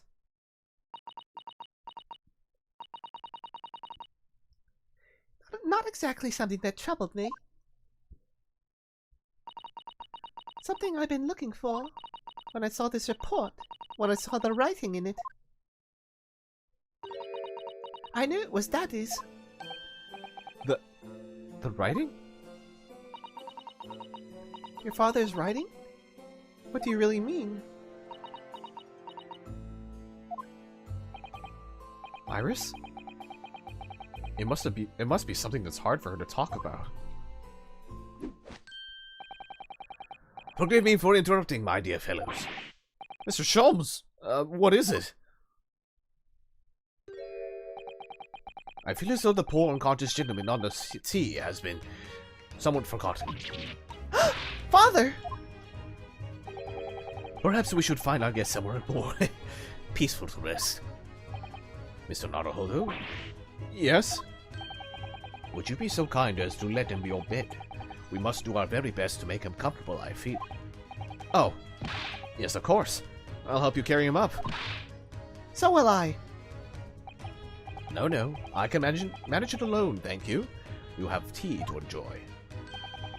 We wouldn't want Iris's brew to stew. Because there's no better way to make the professor comfortable than dragging him upstairs like a trunk. I wonder. Perhaps that was deliberate. Maybe Mr. Sholmes is making himself scarce to give Iris the chance to talk more freely. We must use this opportunity to talk with Iris. And find out what's going on. Holy fuck, this is the longest investigation section, I think. Ugh. Would you like to tell us about it, Iris? About your father? I'm sure I told you before, didn't I? That Daddy used to be Hurley's partner. Yes, and that notes about all the cases they solved together are kept inside that metal chest. That's right. Hurley told me, you see. He said that Daddy's somewhere far away now, so we can't meet. That's one way of describing it.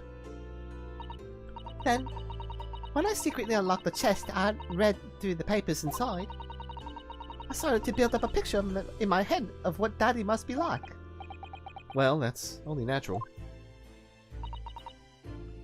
You're just like any other girl of your age. I read that Daddy was a professor of medical science, so I studied and took my degree too.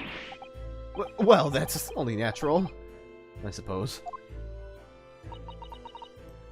In that respect, you're not quite like any other girl of your age, though.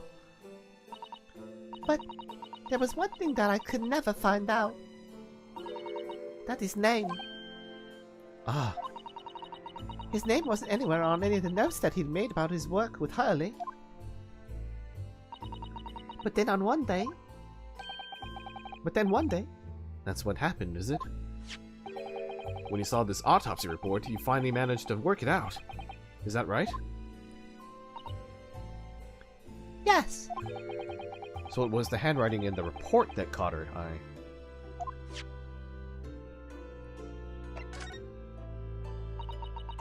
When I saw the writing on that report, I could hardly believe it. I know that handwriting.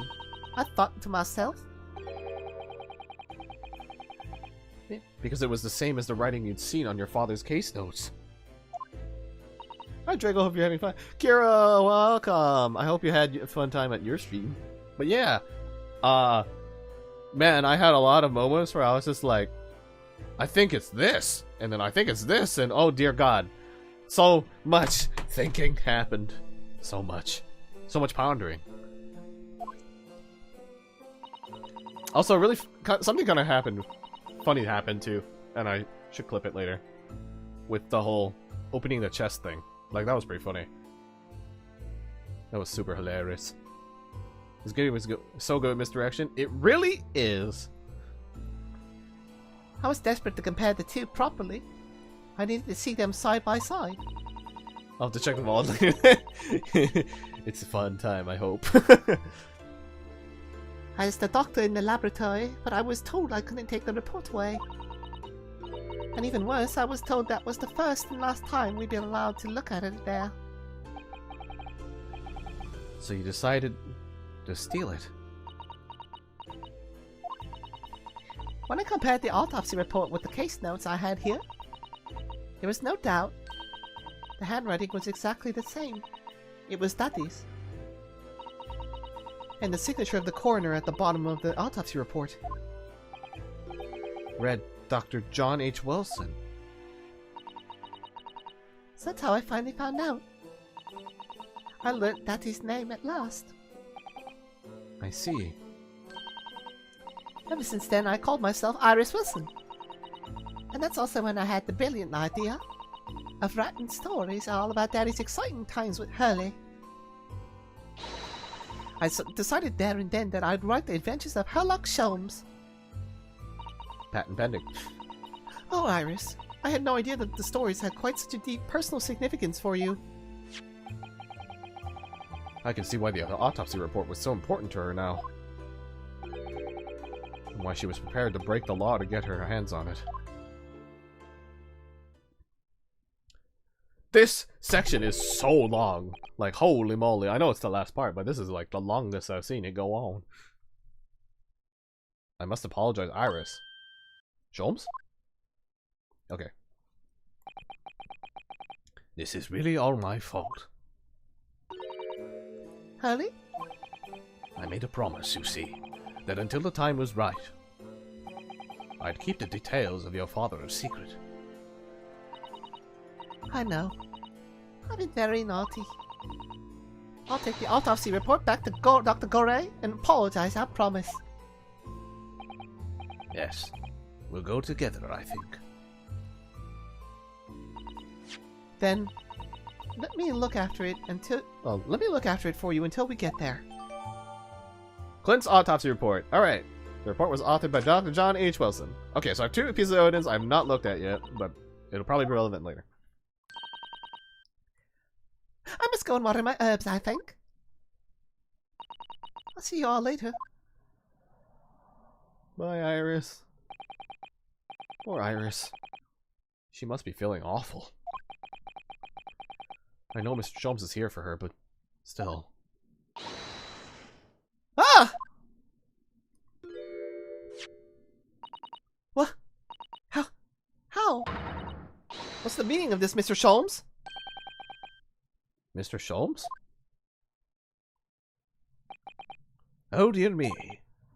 So, you've noticed, I see. But that would mean... What on earth's the matter, Mrs. Sato? You've turned as white as a sheet. I'm gonna read the fucking report. I need to confirm a suspicion I've had that I mentioned earlier. Victim, Clint Van Zeeks, male, age 33, British, nationality British, time of death 31st of May between 9 p.m. and midnight. Death from a single stab wound to the heart. Yep, that's exactly what I was guessing. Based on some stuff. Other superficial external wounds indicative of a duel. Oh, okay, I didn't expect the duel part. That's interesting. Additional notes. Recent scarlet ink stains visible on the little and ring fingers of the right hand, but no document in corresponding ink was found.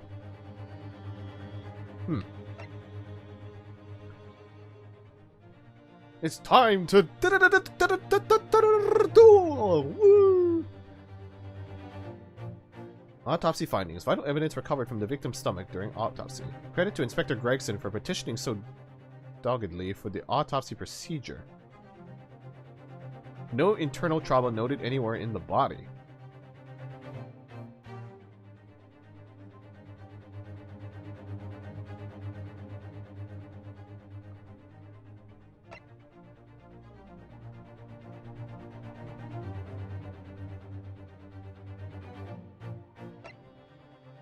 Vital evidence recovered from the victim's stomach during autopsy. Credit to him to do it. No internal trauma noted anywhere in the body.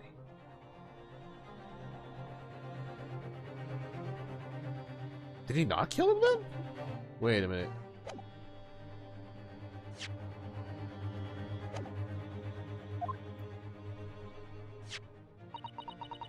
It's this autopsy report, Mr. Naruhodo. The one from 10 years ago.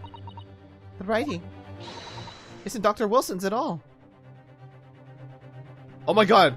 Susato, are you gonna say that the person on this autopsy report is actually your dad? Because of what we were saying earlier? Huh? What do you mean? How could you possibly know that? Because I know this handwriting very well. Yes! Yeah! This writing is my father's. Fucking called it! Yeah! Let's go!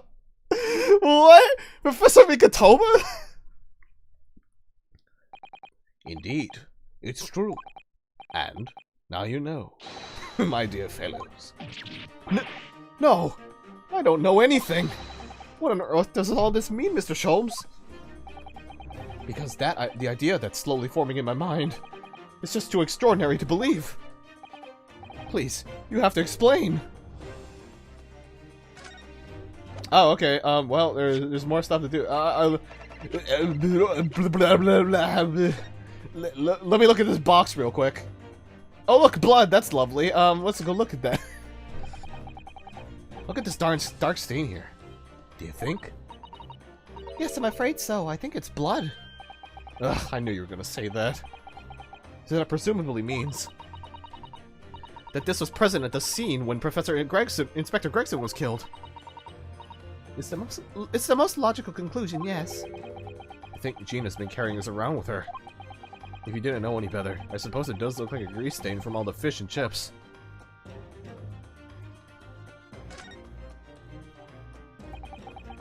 Let's have a look inside.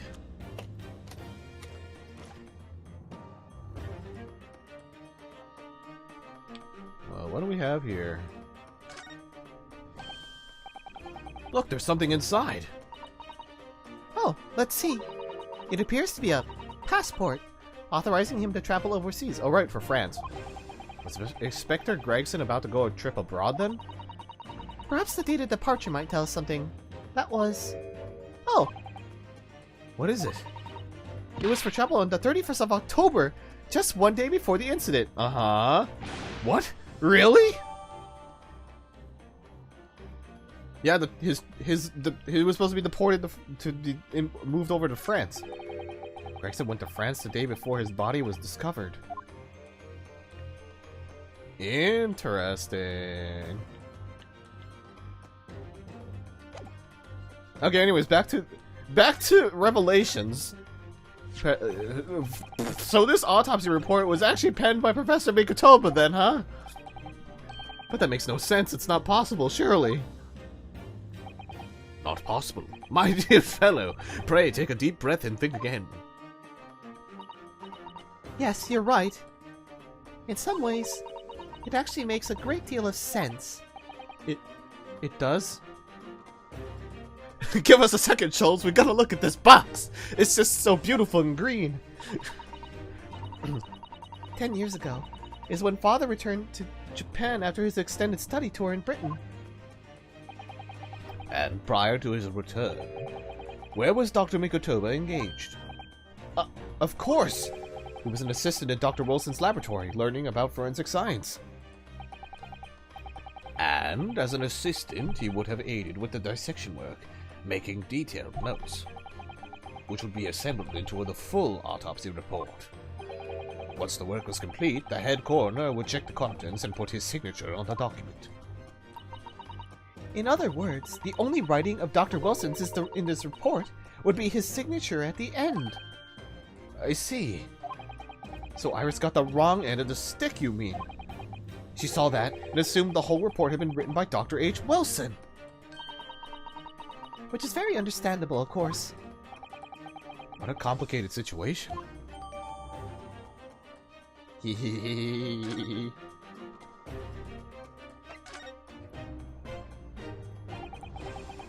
Thinking about it, most of what we know about you, Mr. Sholmes, comes from the published stories of your exploits.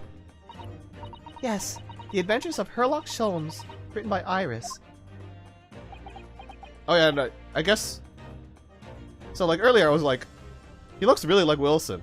And then like I kept doing like other deductions, but I think the most obvious deduction I probably should have did about it was the fact that a copy of the Hound of Baskerville was at... It was with was with Mikotoba, and that's how Susato found out about it. It was at her dad's house.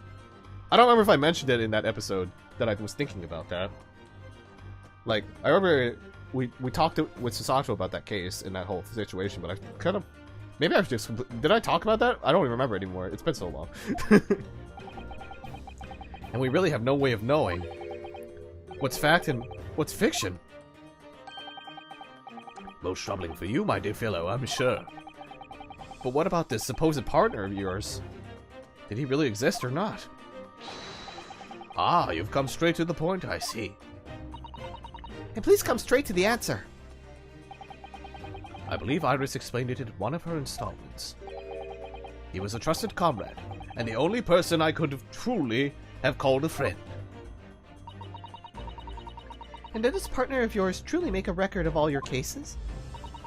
Are his notes really stored inside that metal chest? Absolutely, my dear madam. Absolutely. So, where's your partner now? I have a feeling he's upstairs. We rarely meet. You see, he lives on the other side of the world. But if this autopsy report and the records of all your old cases were penned by the same hand, and if the autopsy report was written, though not signed by your famous partner, there would be only one logical conclusion. Pray, impress me. Your partner would have to be Yujin Mikotoba. In other words, Miss Susato's father. Upon my word, Mr. Naruhodo. Yes? You are coming along wonderfully. You have hit upon the method at last. You finally grasped the art of deduction. You mean to say... Allow me to introduce you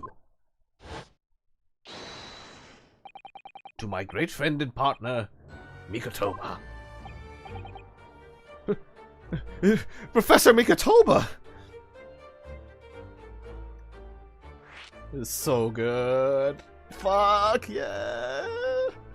Oh, I'm so glad that I got to point out about my deductions earlier. Oh my fuck. Does this mean that you're the real Dr. Wilson? No, my dear. No, my dear. I'm still my old self, Yujin Mikotoba, your father. Oh, of course. I've mastered the art of deduction power. This is obviously too much for Sasato-san to take in. I must say, though, my old friend has attained worldwide celebrity. As a great mystery solver, it's the greatest mystery of all. I still remember the first time we met. Ah, pray remind me. When was it again, Mikotoba? 16 years ago, Sholmes. Oh yes, quite. 16 years ago. I just arrived from Japan with Seishiro and Genshin. I was in charge of lodgings close to the hospital. Some comfortable rooms at a reasonable price. But rents are devilishly high in that particular area. That's right. So I decided I needed someone to share lodgings at the expense. And was fortunate enough to be introduced to Sholmes, who found himself in a similar situation. I was a callow fellow back then, a mere shadow of the great detective you see before you now. I was working at the hospital's chemical laboratory at the time, indulging my curiosities for little gain.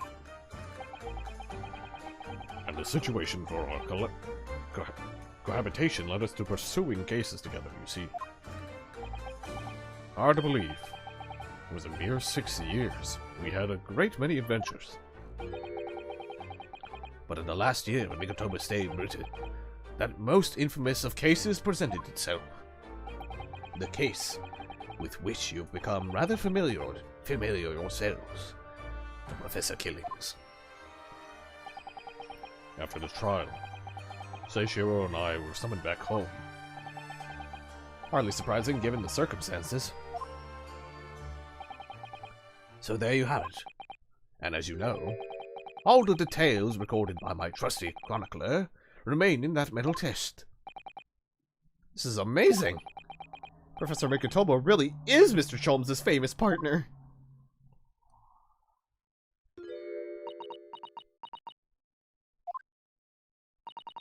Father. Goodness, my dear. What a cunning look. As your daughter, I'm very proud to learn that you are the great detective's great partner. But nevertheless, there's another mystery that I really must ask you to explain now. And that is? You know very well what it is. The unresolved matter of Iris's father. Ah, of course, I'd almost forgotten about that one.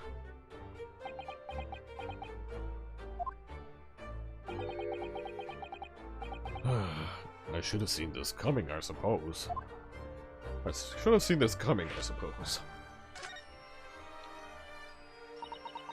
Iris told us that all the notes about the great detective's adventures that are in the metal chest were written by her father. Isn't that correct, Mr. Sholmes? That is indeed what I told young Iris. But if you're Mr. Sholmes' partner, father, and you wrote all those case notes, then Iris' father must be you!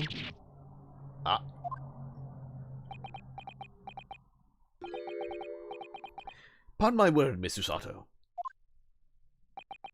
You're coming along wonderfully as well. You too have hit upon the method at last.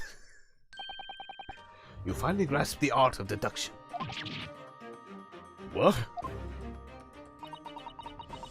What you've always told me, father, is that my mother died when I was born 16 years ago, and you left me in grandmother's care whilst you embarked on your study tour of Britain. And I've always accepted that, but all this about Iris... Oh, there it is, Susato-san's eyes so cold stare. No, hold on a minute. It was very complicated. I mean, it's not really not what you think. Then perhaps you'd like to explain exactly what it is. There it is. Now the eyes go from ice cold to red hot, just before she... No, not really. You've got the wrong end of the stick, Sholmes. Say something, man.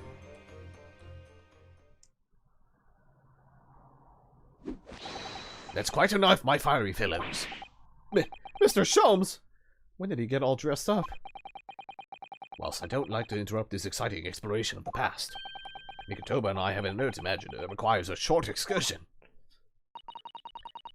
But it's very late, Mr. Sholmes. Where must you go? Why, my dear madam, is that not obvious? My partner and I must pursue our natural enemies. So, get your coat, Mikotoba. The game is afoot. But Mr. Sholmes, I really must give Susato a full explanation, I think. Later, my dear fellow, later. Our carriage awaits downstairs already.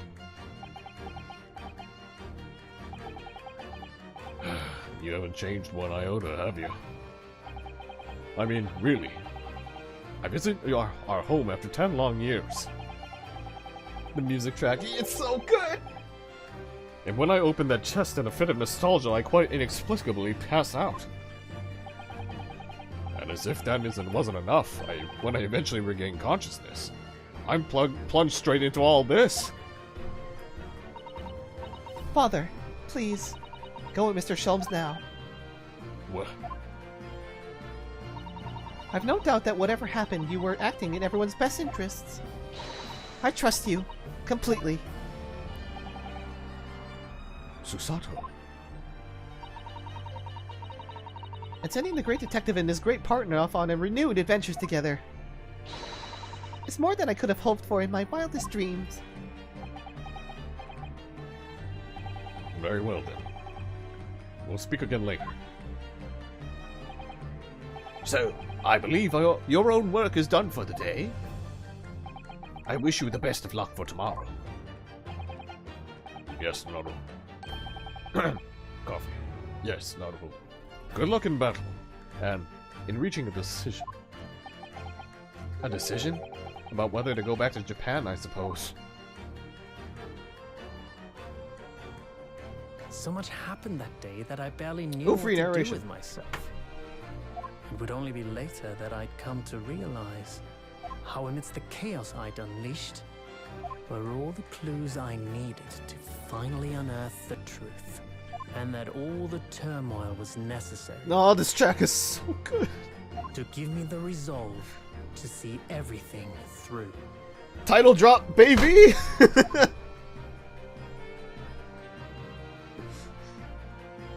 Holy fuck. And, yep. That's a good point to stop at. Holy shit, what a good fucking chapter.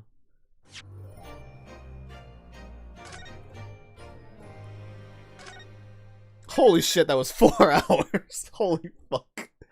That was long for investigation. Holy shit.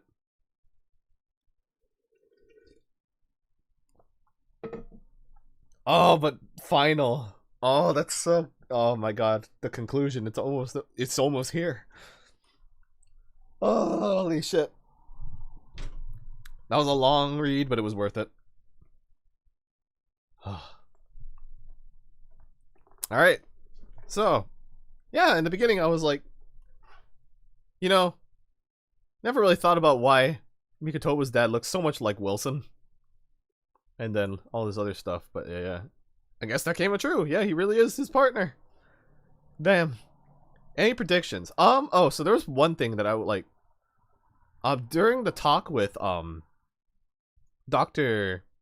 Gore, him being Watson is so clever. It's so smart. Like, and in the first game, you don't really guess that because like he's wearing his walk around clothes, his stay at home kind of clothing. He's no hat, his casual wear.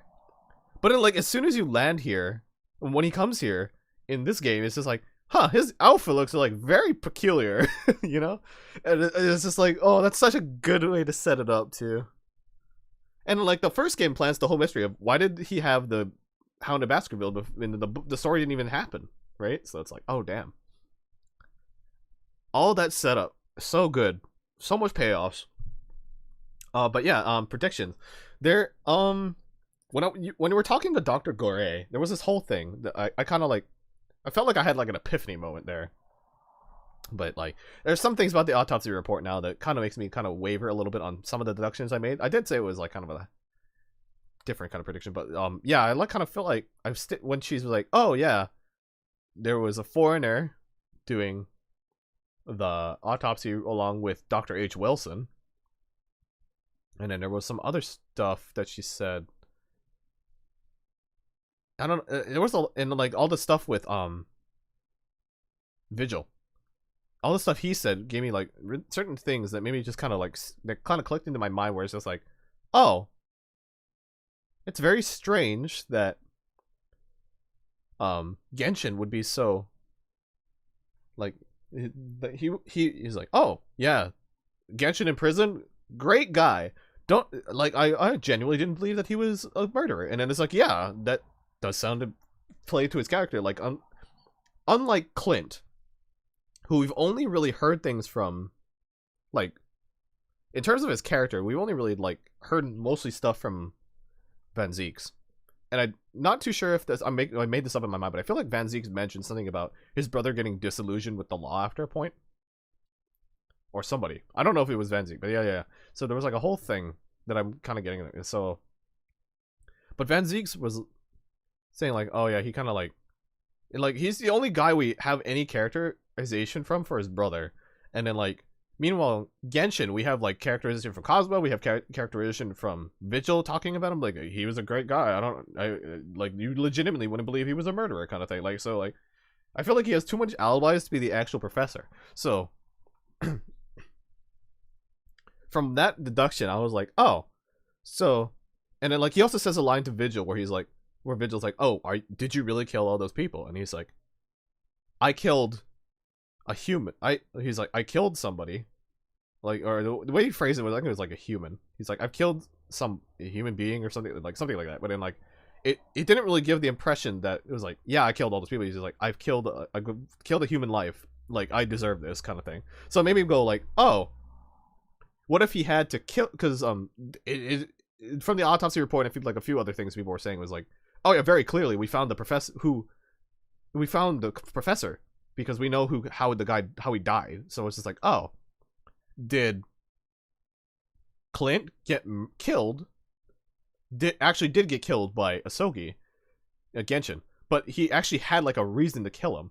But because of the whole noble justice kind of thing, like those kind of characters in like a lot of stories, like if they manage to actually like kill somebody, they're always kind of like after like, what have I done?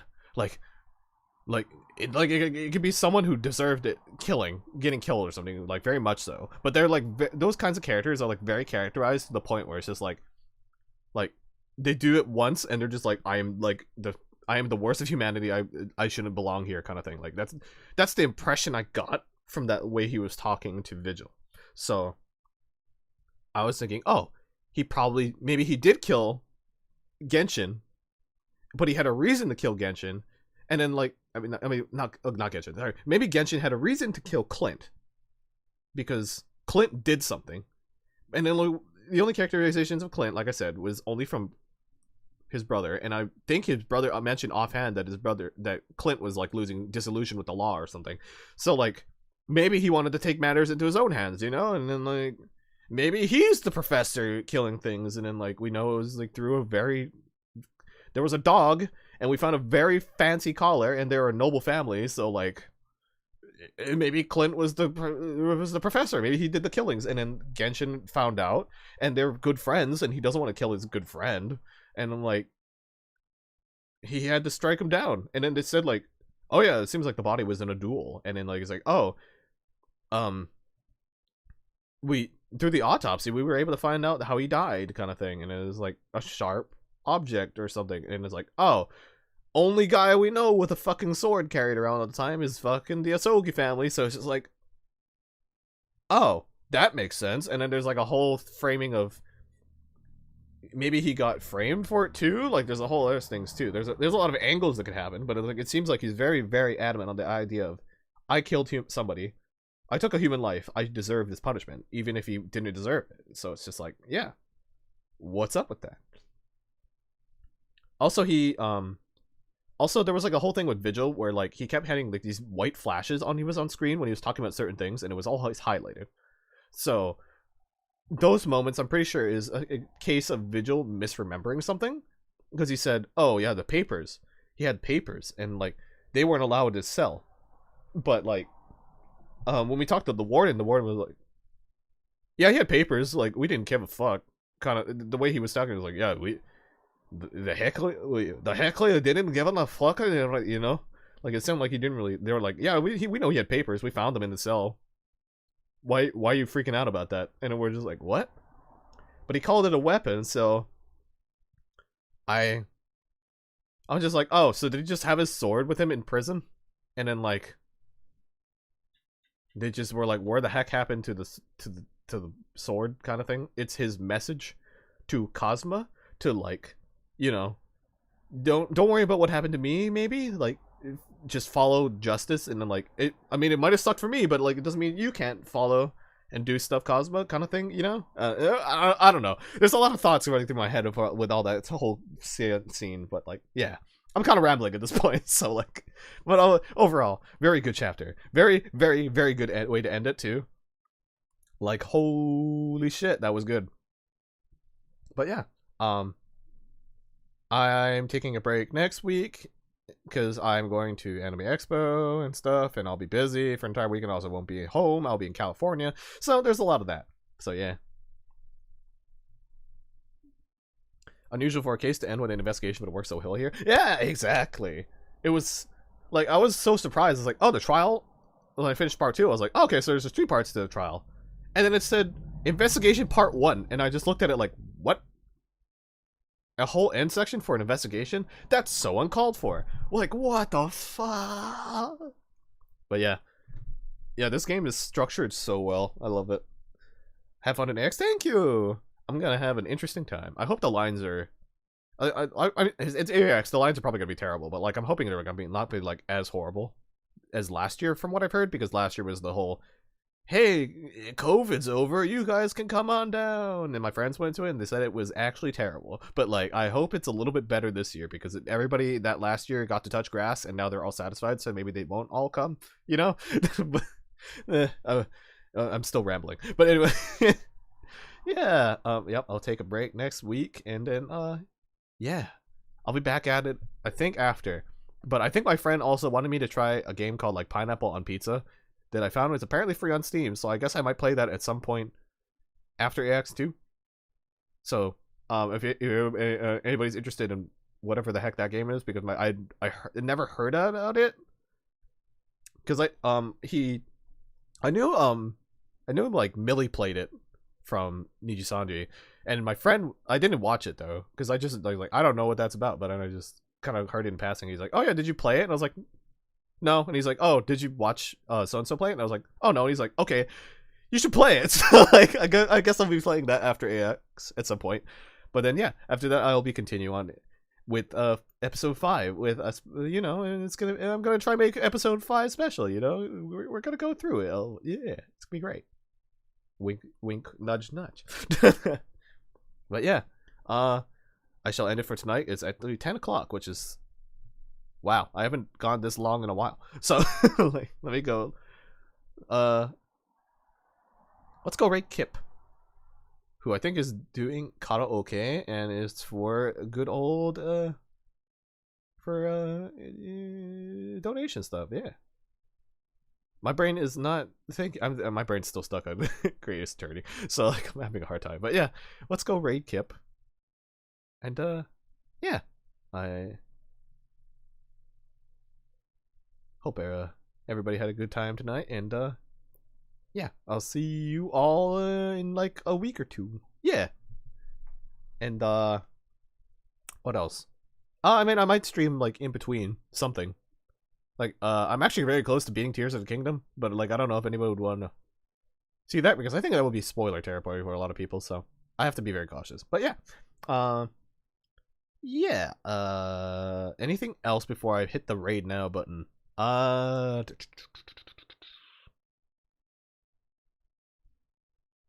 don't think so. But yeah, I'll see you all in a week or 2. Yeah, 2 weeks. Yeah, all right. Good night.